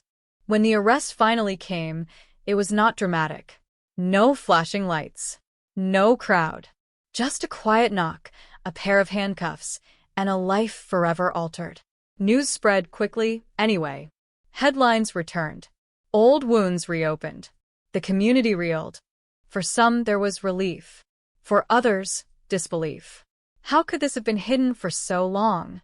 How could something so close have gone unnoticed? But those who had lived with the silence understood. Secrets survive not because they are strong, but because they are shared. In the aftermath, the family fractured completely. Sides were taken. Relationships severed. The truth, once released, did not heal. It burned. But it also ended the waiting. The detective stood outside the courthouse one evening, watching the sun dip low, casting long shadows across the pavement. The case that had haunted so many was no longer unsolved. It would never be simple. It would never be clean. But it was no longer silent. Still, one question remained, heavy and unresolved. Where was she? The answer to that would come later, carried by guilt, by memory, by the slow unraveling that follows when the truth has already been spoken, and the last barrier left is fear. And fear, like silence, can only last so long. Fear lingered even after the words were spoken, clinging to the room like humidity, refusing to dissipate just because the truth had finally begun to surface. The confession changed the case, but it didn't complete it. It opened a door that had been sealed for decades, and beyond it waited the most difficult question of all, the one that turns closure into something tangible, something that can be touched, measured, mourned. Where was she? The person who had spoken knew the answer lived somewhere in the past, buried beneath years of denial and distance, wrapped in images they had tried desperately to forget. Memory is not a reliable narrator after that much time. It fragments. It edits. It protects. The detective understood this, which was why he didn't demand specifics immediately. He let the truth breathe first, let it exist without pressure, because sometimes people need to feel the weight of honesty before they can carry it further. But time was no longer an ally. Prosecutors needed more. A confession without a body can convince, but a body confirms. It anchors the narrative, transforms a story into a fact that cannot be argued away. And so the investigation shifted again, from uncovering what happened to finding where it ended. They began with maps. Old ones. Paper maps marked with faded ink, overlaid with modern satellite imagery. Roads that had changed names. Empty lots that were no longer empty. Construction projects that had reshaped the landscape. Florida grows fast, relentlessly, swallowing its own past under asphalt and concrete. What had been remote in 2001 might now be a shopping center, a subdivision, a parking lot. The person who confessed struggled at first, descriptions vague, distances uncertain. It had been night. They had been panicked. They hadn't been thinking in terms of landmarks. Just movement. Just getting away from the house, away from the moment, away from the irreversible. The detective guided them gently, asking sensory questions instead of directional ones. What did you smell? What did you hear? Was there water nearby? Lights or darkness? The mind remembers sensations when it forgets geography. Slowly, pieces emerged. A stretch of road rarely used at night. The sound of insects, loud, overwhelming. The feeling of humidity thick enough to choke on. A sense of isolation that felt almost comforting in its emptiness. Somewhere off the main route. Somewhere chosen not for planning, but for absence. Search teams were assembled quietly. No announcements. No press. They moved methodically, following the evolving narrative, cross-referencing it with historical records, land use maps, old aerial photographs. Cadaver dogs were brought in, trained noses cutting through layers of time and decay, searching for a scent that might still linger after 2 decades. Days passed with no results. Each failed search weighed heavily. Doubt crept in. Had the memory been distorted beyond usefulness? Had the remains been moved? Destroyed? Was the truth incomplete? Even now? The detective returned to the person again, knowing this was the hardest part, the point where guilt and fear collide most violently. He reminded them that partial truth would not be enough, that the past, once opened, demands to be fully confronted. Something shifted then. They spoke of another family member, someone who had helped, someone who had taken control in the aftermath, who had been calmer, more decisive, whose involvement had made the panic feel manageable at the time. This was not new information entirely, but hearing it stated so plainly altered its weight. Shared guilt is easier to carry than solitary guilt. Investigators widened their focus. They revisited earlier interviews, now listening for what had been said and what had been avoided. They noticed how often this other person had positioned themselves as a protector, a mediator, someone keeping the family together. Protection, the detective knew, can easily become concealment. When confronted, the second person denied involvement at first, predictably, clinging to the version of events that had sustained them for years. But the ground beneath that version was no longer solid. Evidence had accumulated. Statements contradicted. The confession loomed. After hours of careful questioning, something broke. Not with anger, not with defiance, but with weariness. They admitted to being there after the fact, to helping clean, to helping decide.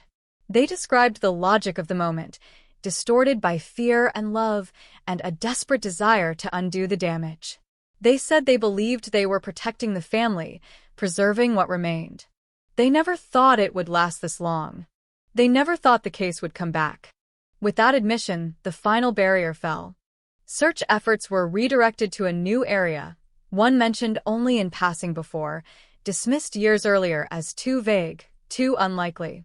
This time, the details aligned better. The terrain matched the memories. The timelines fit. The search team moved in at dawn. They worked slowly, deliberately, respecting the gravity of what they might find. Shovels met resistance. Soil disturbed long ago told a different story than untouched ground. The dogs reacted, trained signals setting hearts racing. Then, finally, something emerged. Fragments at first. Bone. Cloth. The unmistakable confirmation that this was no longer just a story, no longer just an allegation. This was her. Forensic teams secured the site, documenting every detail, every layer, every item recovered. The process was painstaking, reverent. Identification took time, but the result was inevitable. Dental records confirmed what everyone already knew. After 22 years, she had been found. The news broke carefully, deliberately, with language chosen to minimize harm, though harm was unavoidable. Headlines returned, sharper now, heavier. The word solved replaced mysterious. The phrase family secret appeared everywhere, its implications rippling outward. The community reacted in waves. Shock, anger, sadness, a sense of betrayal that cut deep. People revisited old memories, old assumptions, realizing how close the truth had been, how easily it had blended into the background of ordinary life. For the family, the impact was catastrophic. Grief resurfaced, raw and unfiltered, compounded now by guilt, shame, and fractured loyalties. Some refused to believe it, clinging to denial even in the face of evidence. Others collapsed under the weight of confirmation, mourning not just her, but the years lost to lies. The detective attended the recovery site one last time after it had been cleared, standing alone for a moment, listening to the sounds of the Florida landscape, unchanged, indifferent. He thought about the night she had been brought here, about the fear and desperation that had driven those actions, about how a single moment can echo across decades. Justice moved forward methodically. Charges were formalized. Court dates set. The legal system began its slow, grinding process, focused on accountability rather than understanding. Understanding, the detective knew, would never be complete. Because some questions linger even after answers are found. Why that night? Why that argument? Why not stop? Why not call for help? Those questions would be debated endlessly by lawyers, by commentators, by strangers online. But the truth was simpler and more uncomfortable. It happened because people broke. Because pressure exceeded restraint. Because love and resentment collided in a way that left no room for reason. In the end, the case was closed on paper, its status changed, its file archived with a final notation. But closure is not the same as peace. The community would carry this story for years, a reminder of how fragile trust can be, how easily the familiar can become the unthinkable. As for the detective, he returned to his desk, to other cases, other unanswered questions. But this one stayed with him, not because of its complexity, but because of its proximity. A crime hidden not in darkness, but in plain sight, protected by the very bonds meant to keep people safe. The house on that quiet street remained, just another address now, its history invisible to passers-by. Yet for those who knew, it would always be the place where a silence began, a silence that lasted 22 years before finally breaking. And even now, with the truth exposed and the cold case solved, the echo of that silence still lingered, a reminder that some secrets do not disappear. They wait. Once the remains were recovered, time seemed to accelerate and stall at the same moment, the legal machine grinding forward while emotions lagged behind, struggling to catch up to a reality that no one had fully prepared for. The confirmation did not bring relief the way outsiders often expect. It brought weight. Finality has a gravity of its own, and it pressed down on everyone involved, reshaping memories, reframing conversations that had once felt harmless. The courtroom became the new center of gravity. Wood-paneled, fluorescent-lit, indifferent. A place designed for procedure, not grief. Yet grief seeped in anyway, filling the benches, clinging to every pause between statements. Reporters packed the back rows, laptops open, eyes sharp, ready to translate decades of silence into headlines tight enough to fit on a screen. The accused sat quietly, faces drawn, older now, marked by years that had carried this secret even when the world moved on. They did not look like monsters. They never do. They looked like people who had lived too long with something corrosive eating away at the inside. Prosecutors laid out the case carefully, knowing every step would be scrutinized. No body cases demand narrative discipline. They began with the disappearance, the unexplained absence that had unsettled a community, then moved methodically through the years of stalled investigation, the inconsistencies that had piled up unnoticed, the phone call that refused to fit. Each piece alone felt fragile. Together, they formed a pattern that was difficult to ignore. The confession was introduced last. Not dramatized. Not sensationalized. Just played, calmly, steadily. The voice on the recording uneven at first, then steadier as the weight of years finally gave way. The courtroom listened in a silence, so complete it felt physical. Some jurors stared straight ahead. Others looked down, unwilling or unable to meet the sound of a truth spoken too late. Defense attorneys countered predictably. Memory degrades. Confessions can be coerced. Trauma distorts perception. They emphasized the absence of eyewitnesses, the passage of time, the danger of relying on reconstructed narratives. They spoke of reasonable doubt as if it were a shield capable of deflecting any emotional impact. But doubt had changed shape. This was no longer doubt born of absence. It was doubt strained under accumulation. Expert witnesses explained the forensic findings, careful to avoid absolutes. They spoke about soil composition, bone degradation, the challenges of identification after decades. Their language was technical, restrained, yet each explanation reinforced the same conclusion. The remains were hers, and they had been placed there deliberately. Family members testified next. This was the hardest part. Relationships exposed under oath, moments once private dissected in public. Some spoke with anger, voices tight, accusing not just the defendants, but the years of deception that had stolen so much from them. Others spoke softly, conflicted, torn between loyalty and truth, struggling to reconcile love with accountability. The courtroom became a mirror of the family itself, fractured, tense, bound together by something that could never be undone. Outside, the community followed every development obsessively. People who had lived near the house revisited their memories, replaying the night in their minds, wondering if they had missed something obvious. Online forums reignited, old theories resurrected only to be discarded again in light of new facts. Everyone wanted to understand how this could happen so close to home. Understanding, however, remained elusive. Psychologists were brought in, not to excuse, but to explain.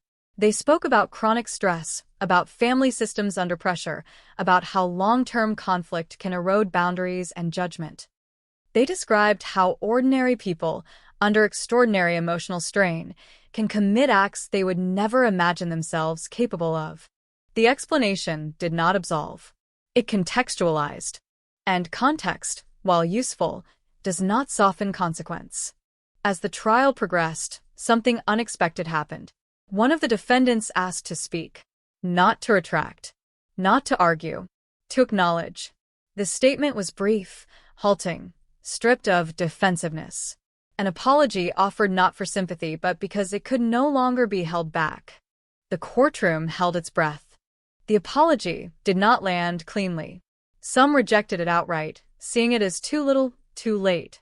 Others wept, not because forgiveness was possible, but because the finality of it all became unavoidable.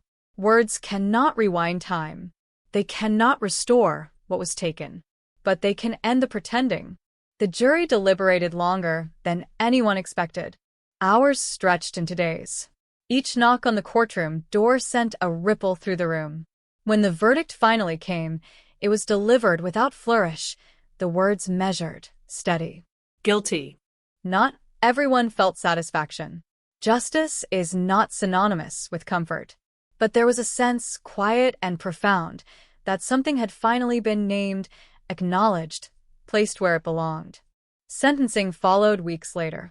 The judge spoke about responsibility, about the cost of choices made under pressure, about the ripple effects of violence hidden behind silence. The sentences reflected severity tempered by time, by age, by the complexity of a case. They were not symbolic. They were real. As the defendants were led away, there were no outbursts, no dramatic collapse, just a subdued acceptance, as if resistance had long since been exhausted. Outside the courthouse, cameras flashed, microphones extended, questions fired rapidly. The family declined to speak. There was nothing left to explain. The truth was out.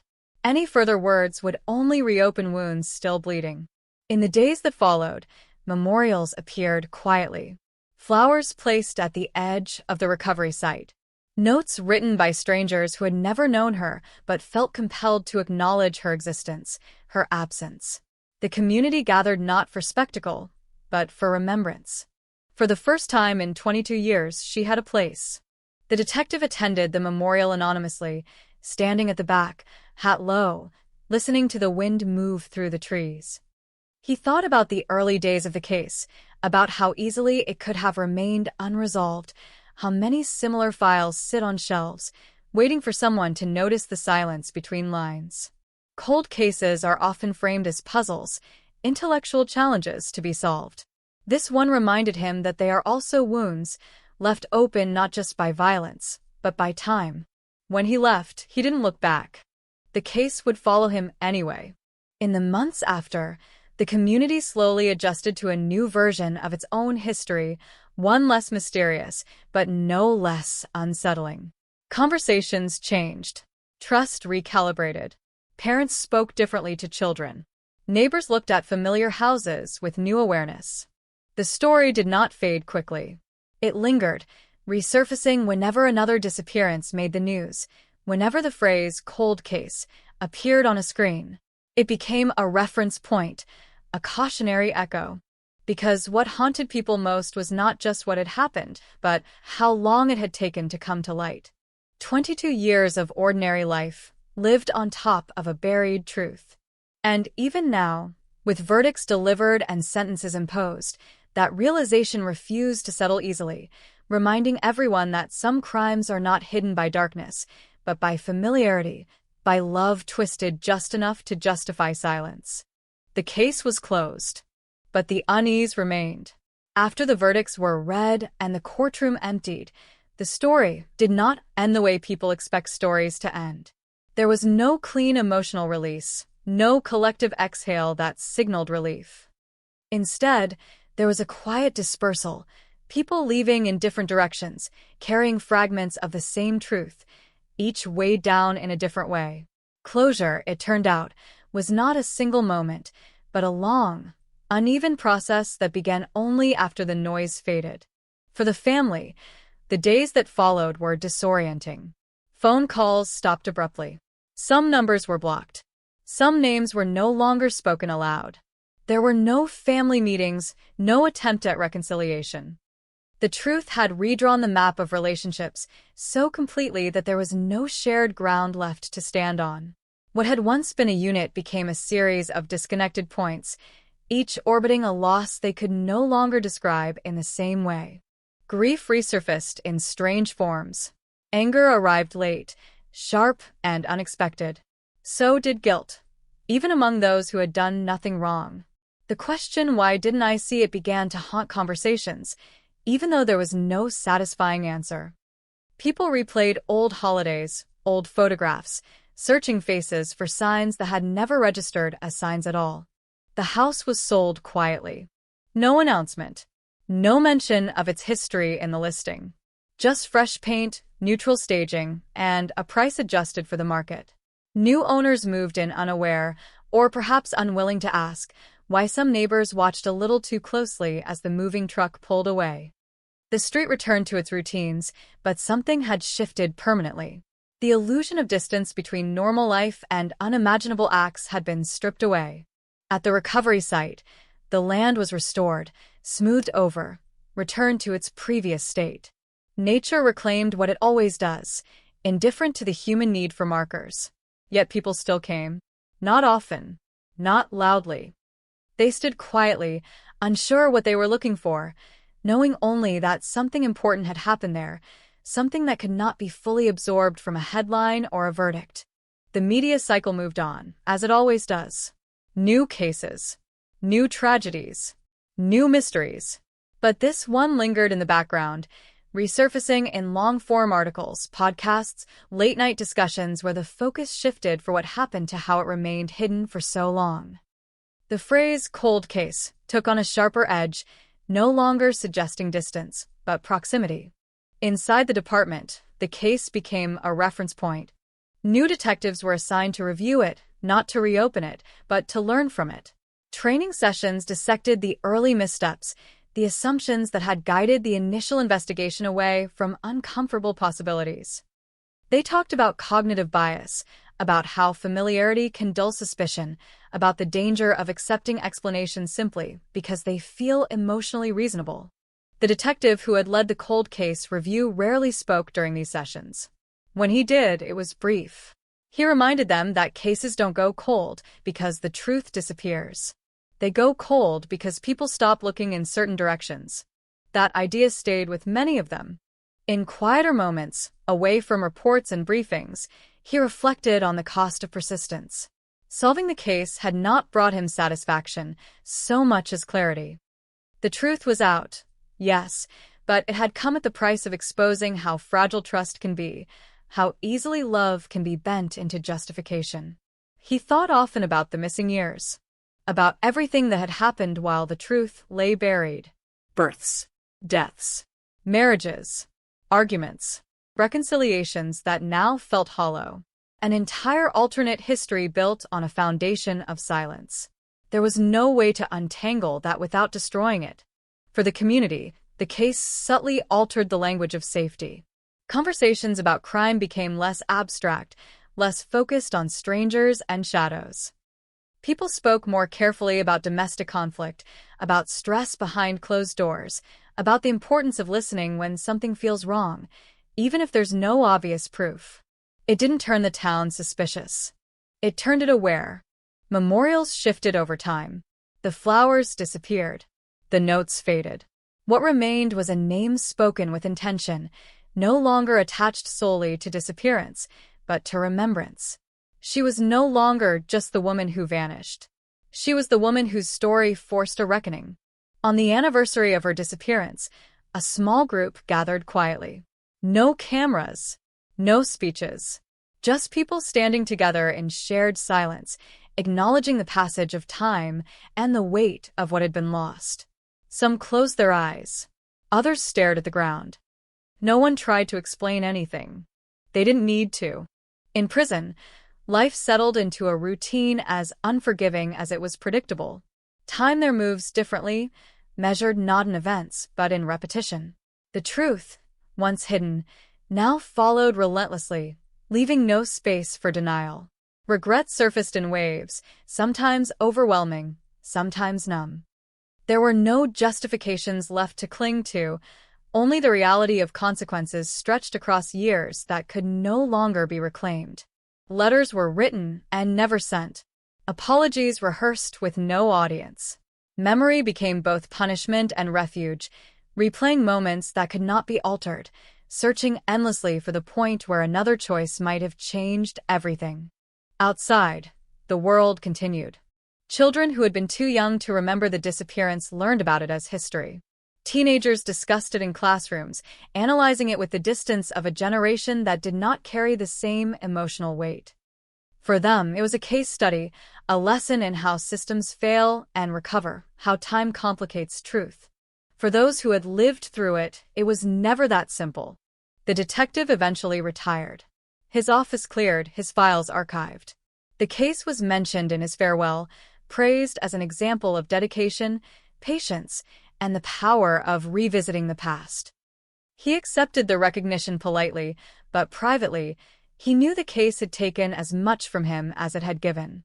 Because knowing the truth does not erase the image of what was lost.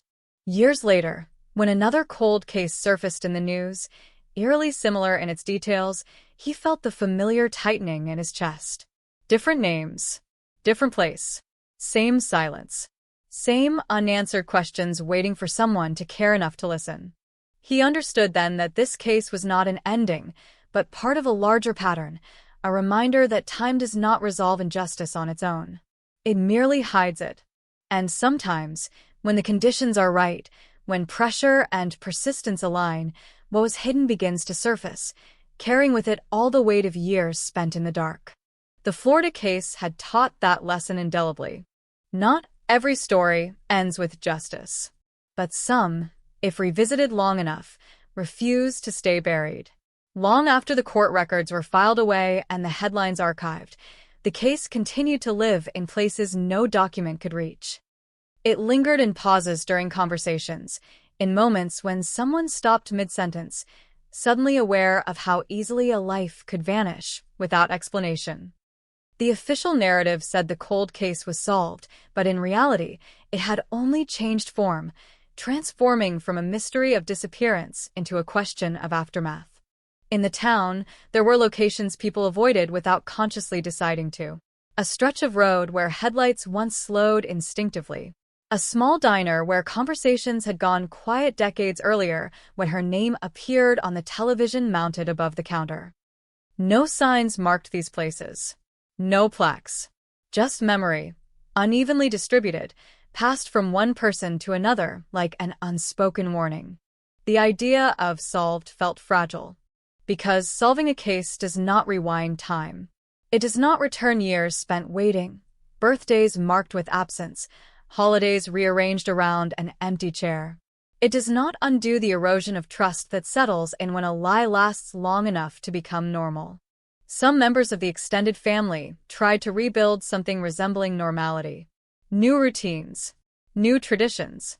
But every attempt carried an invisible fracture. There were topics that could not be approached directly, only circled carefully. Questions that remained unasked, not because answers were unknown, but because hearing them aloud felt unbearable. Silence, once a shield, had become a permanent fixture. Psychologists who later studied the case pointed to it as an example of delayed trauma. The mind, they explained, can only process so much at once. When the truth arrives decades late, it collides not just with memory, but with identity. People are forced to reconcile who they believed they were with what they now know they lived alongside. That collision left damage. Some withdrew. Others spoke too much, repeating the same details as if trying to stabilize reality through repetition. A few rejected the verdict entirely, clinging to alternative explanations, not out of logic, but out of emotional survival. Denial in those cases was less about disbelief and more about protection. The cold case, even solved, continued to divide. In law enforcement circles, it sparked debates that extended beyond this single investigation. Conferences revisited the timeline. Analysts highlighted the moments when intuition had been overridden by convenience, when the absence of forced entry had narrowed focus too quickly, when familiarity had softened scrutiny. One phrase appeared repeatedly in internal reports: proximity bias. The tendency to look outward first, to assume danger comes from elsewhere. Strangers. Outsiders. The unknown. This case had exposed the cost of that assumption. The truth had been close, intimate, wrapped in routine and trust. Detectives who read those reports often paused at the same conclusion. Cold cases don't stay cold because evidence is missing. They stay cold because certainty arrives too early. The victim's name began to appear in unexpected places. Scholarship funds, awareness campaigns, quiet initiatives aimed at supporting families of the missing. Her story became a reference point, a reminder that time does not diminish responsibility, and that absence is not evidence of innocence. Yet with visibility came distortion. Online forums dissected every detail, some with care, others with cruelty. Amateur timelines clashed. Speculation blurred into accusation. People who had never set foot in the town debated motives and morality with detached confidence. The case, once personal, now existed in a global echo chamber where nuance struggled to survive. For those directly affected, this exposure was exhausting. They watched strangers argue over fragments of their lives, turning pain into content. Some tried to correct misinformation. Others gave up entirely, choosing distance over engagement. The truth had already taken enough from them. They were not obligated to defend it. Years passed, and the rhythm of attention slowed. But the impact remained embedded in smaller, quieter ways. Teachers noticed students asking different questions during lessons on criminal justice. Not just how crimes are solved, but why they remain unsolved. What pressure does to people. How fear reshapes decisions. The case became less about a single act and more about a system of silence that had allowed it to persist. In private moments, people still wondered. What if someone had spoken sooner? What if a detail dismissed as irrelevant had been revisited? What if discomfort had been taken seriously instead of smoothed over? These questions had no practical answers, only emotional weight. They surfaced late at night, in reflective pauses, in the space between news segments when the world seemed briefly still. The lead detective, now fully removed from active duty, felt these questions acutely. Retirement had given him time, perhaps too much time, to reflect. He revisited old notes, not out of obligation but compulsion. The case had become a personal benchmark, the measure against which all others were compared. He understood now that persistence alone was not enough. Courage mattered too. The courage to pursue explanations that feel unacceptable. The courage to disappoint. The courage to disrupt the comfort of assumptions. Without that, cases do not just go cold. They harden. Occasionally, he received messages from families of other missing persons. They asked how he kept going, how he knew when to return to a file long untouched. His answers were never technical. He spoke about intuition sharpened by doubt, about listening to what doesn't fit, about resisting the urge to close a story simply because it's painful to leave it open. The Florida case had taught him that truth rarely announces itself. It waits. In the town, life continued its slow evolution. New buildings replaced old ones. Streets were renamed. People moved in who had no memory of the disappearance, no sense of the long vigil that once defined the community. To them, the place felt ordinary, safe, unremarkable, and perhaps that was the most unsettling realization of all. That extraordinary things can happen in ordinary places. That horror does not require warning signs. That the distance between everyday life and irreversible action is smaller than most people want to believe. On quiet evenings, when the heat settled and cicadas filled the air, some residents still felt it. A subtle tension, barely perceptible, like a vibration beneath the surface. Not fear exactly. Awareness. The cold case had been solved, but its shadow remained. Not as a question of who did it, but as a reminder of what it cost to finally know. Time did what it always does. It layered distance over pain, routine over shock, familiarity over disbelief. But beneath those layers, the case never truly settled. It became sedimentary, compressed by years, shaping the emotional landscape in ways that were not immediately visible, but always present. The town learned to live on top of it, even as it subtly altered how people interpreted silence, conflict, and calm. There were moments when the story resurfaced without warning. A late-night documentary airing reruns. A podcast episode recommended by an algorithm. A headline about another cold case, solved or still unresolved, echoing the same language, the same structure, the same grim promise of truth delayed but not denied. Each time, a familiar unease returned, not because the facts were unknown, but because their implications were endless. The case had rewritten the meaning of missing. Before, it had been a word that suggested distance, uncertainty, the possibility of return. Now it carried a heavier implication. Missing no longer meant gone somewhere else. It meant gone into plain sight, gone into routine, gone into the spaces people trust most. That shift affected how people listened. Domestic disputes were no longer dismissed as private matters. Arguments overheard through thin walls drew more attention. Friends checked in more often, not out of paranoia, but out of recognition that absence often begins as something quieter than alarm. This awareness was not dramatic. It was subtle, persistent, a recalibration. For investigators across the state, the Florida 2001 cold case became a cautionary reference. Not because of its sensational details, but because of its longevity. Because of how easily it had slipped past initial scrutiny, cushioned by explanations that felt emotionally comfortable and socially acceptable. The file was used to teach a difficult lesson, that explanations which preserve harmony are often the ones least tested. One instructor framed it bluntly. Ask yourself, he said, who benefits when a case is allowed to go cold? The answer was never simple.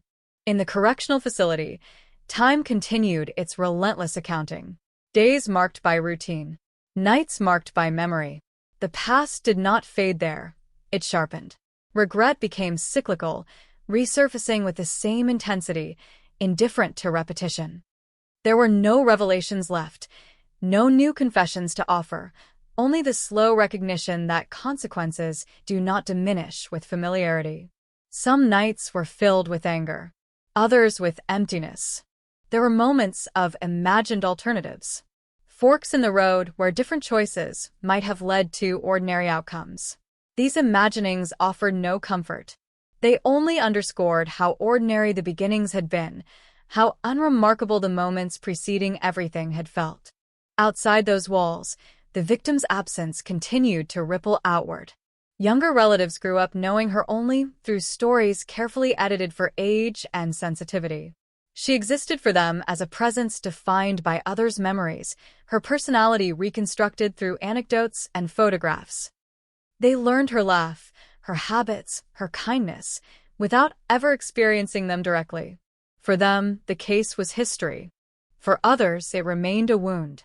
Anniversaries passed with less public attention, but not less significance. A candle lit quietly, a name spoken softly, a pause during dinner when conversation drifted too close to memory. These gestures were small, but they endured, resisting the erasure that time often demands. The lead detective received fewer messages as the years went on. People moved on. Other cases took precedence. But occasionally, someone would still reach out, not asking about evidence or procedure, but about endurance. About how to live with unanswered questions even after answers arrive. He never claimed to have mastered that. He admitted that solving the case had brought a different kind of uncertainty. Before, there had been hope, however faint, that the ending might be different. Afterward, there was only acceptance, and acceptance carried its own weight. He had learned that justice is not symmetrical. It does not balance loss. It does not restore what was taken. It simply names what happened and refuses to let it disappear. In quiet moments, he reflected on how easily this case could have remained buried. A box left unopened. A lead dismissed as irrelevant. A file never revisited. The difference between truth revealed and truth forgotten had been narrow, contingent on persistence and timing, on someone choosing to look again when there was no external pressure to do so. That realization unsettled him more than the crime itself, because it suggested that countless other stories might still be waiting, not for new technology or dramatic breakthroughs, but for attention, for discomfort, for someone willing to challenge the version of events that feels easiest to accept. The Florida case had not ended a mystery. It had exposed a vulnerability.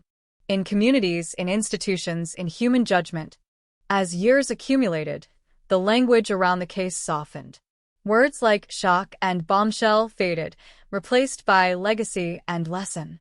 This reframing was not an attempt to diminish what happened, but to integrate it into a broader understanding of harm and accountability. The case was no longer just about one act. It was about time. About how time can conceal, distort, protect, and reveal. About how waiting does not neutralize truth, only delays its impact. About how the past remains active, influencing decisions long after it is officially closed. On certain evenings, when the town grew quiet and the air thickened with humidity, there was still a sense of presence. Not haunting, not fear, just a reminder that something unresolved once lived here, that it had shaped lives in ways no verdict could fully articulate. The cold case was solved, but its meaning continued to evolve, refusing to settle into a single interpretation. And perhaps that was its final legacy. Not an answer, but an insistence on remembering. In the end, what remained was not the crime itself, but the space it carved into time. A hollow that never fully closed, only reshaped by years of reflection and distance. The Florida 2001 cold case had moved from mystery to resolution, from silence to exposure, yet its presence endured in a quieter, more permanent form, embedded in memory rather than headlines. People stopped asking what happened. They started asking how it had been possible, how an absence could be explained away, how routines could absorb something so wrong without breaking, how love, loyalty, and fear could coexist long enough to protect a lie for more than 2 decades. These questions lingered because they were not limited to one family, one town, one year.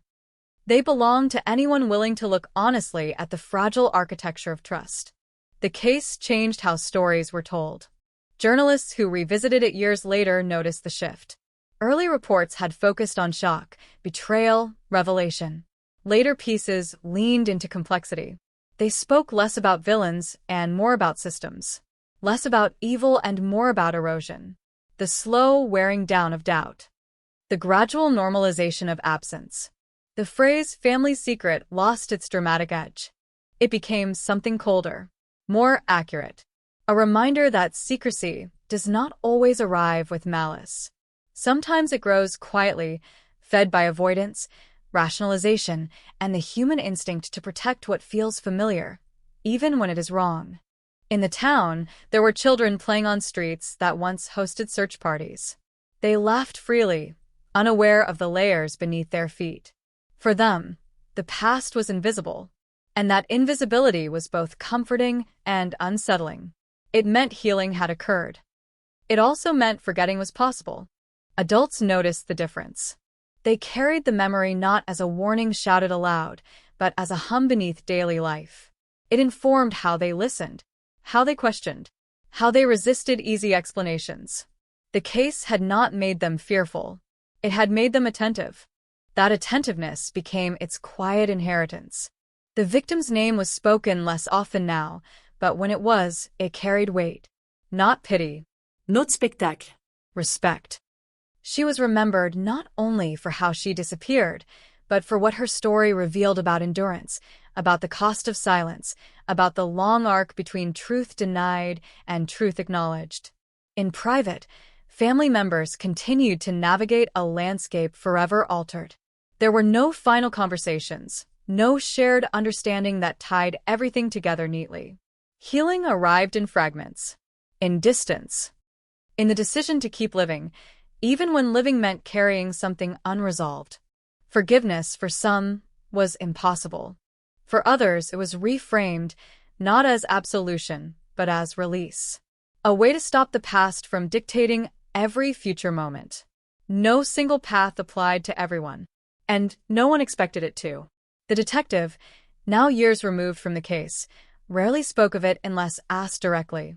When he did, he avoided procedural details.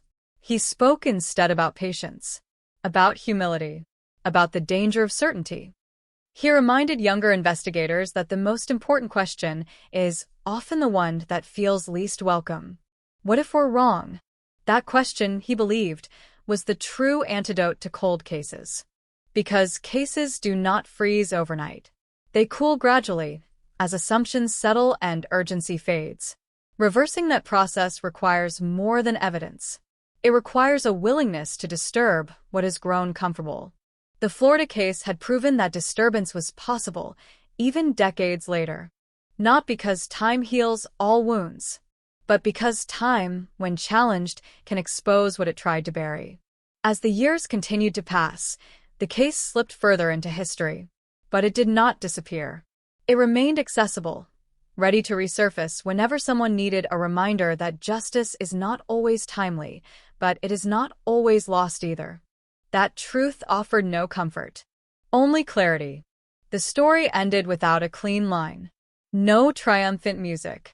No final revelation that tied everything together.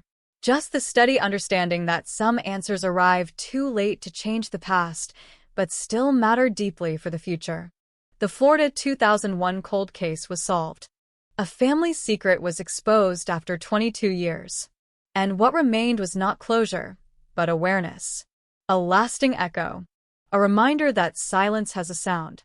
And if you listen closely enough, even after decades, it can still be heard. The echo did not fade.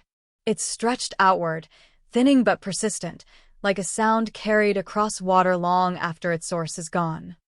Years after the case was officially closed, it still surfaced in unexpected ways, not as a headline, but as a reference point, a quiet benchmark against which other stories were measured. When another disappearance appeared on the evening news, someone would inevitably say, almost under their breath, "Remember Florida." And everyone would understand what that meant. It meant waiting does not mean forgetting. It meant certainty is fragile. It meant the truth can survive underground longer than anyone expects. In academic circles, the case found a second life. Criminology students analyzed it not for its sensational elements, but for its timeline. They traced how narrative hardens over time, how early assumptions shape every decision that follows, how a single accepted explanation can become a barrier stronger than missing evidence. The Florida case was used to illustrate how investigations don't just search for facts, they construct stories. And once a story feels complete, it resists revision. That resistance had nearly sealed this one forever. One professor described it bluntly. The case didn't stay cold because no one cared. It stayed cold because too many people cared in the wrong way. They cared about stability, about harmony, about not disrupting what appeared to function. Concern, misdirected, had acted as insulation. That idea unsettled students, because it suggested that the most dangerous failures are not always rooted in negligence, but in empathy misplaced. Outside classrooms, the case continued to ripple through everyday decisions. A neighbor chose to call in a welfare check instead of assuming someone was just busy. A coworker pressed a question that felt awkward rather than letting it slide. These were small actions, barely noticeable on their own, but together they reflected a shift in instinct, a willingness to sit with discomfort rather than smoothing it over. No one credited the Florida case directly. They didn't have to. Its influence was implicit, woven into a broader cultural recalibration about absence, about secrecy, about how long a lie can exist before it becomes infrastructure. The victim's personal belongings, once stored away, were gradually distributed. A piece of jewelry to one relative, old letters to another, photographs scanned and shared digitally, their edges softened by time, but not by meaning. Each object carried a double weight, proof of a life fully lived, and evidence of how abruptly it had been taken out of circulation. These items did not bring peace, but they anchored memory. They resisted the abstraction that often follows long unsolved cases, the tendency to turn a person into a symbol. She had been a person first. Complex, inconsistent, real. Remembering that felt essential, even painful. In moments of solitude, those closest to the case still felt the pull of counterfactuals.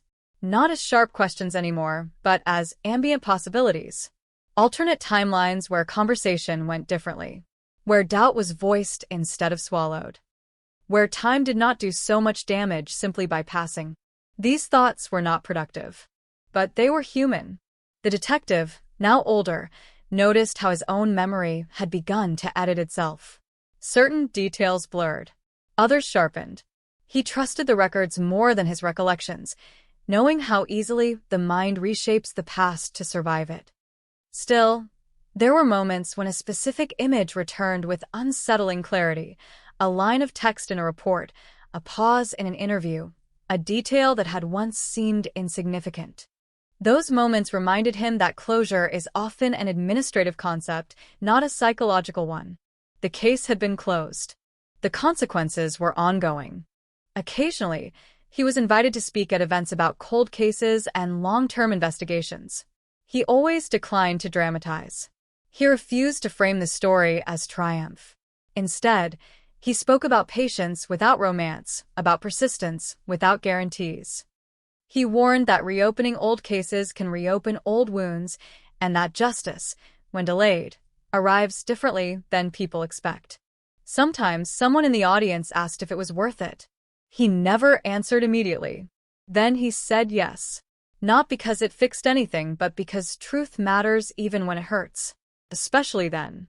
As the decades continued their slow accumulation, the case receded further into the past, but it never fully disappeared. It became one of those stories that surface when trust is discussed, when silence is questioned, when the phrase, "it could never happen here," is spoken too confidently. It stood as quiet contradiction, proof that it can, and that it did. The Florida 2001 cold case, solved after 22 years, no longer belonged solely to those who lived through it. It had entered a larger archive of collective memory, a reminder passed forward rather than preserved behind glass. Its lesson was not simple. It offered no checklist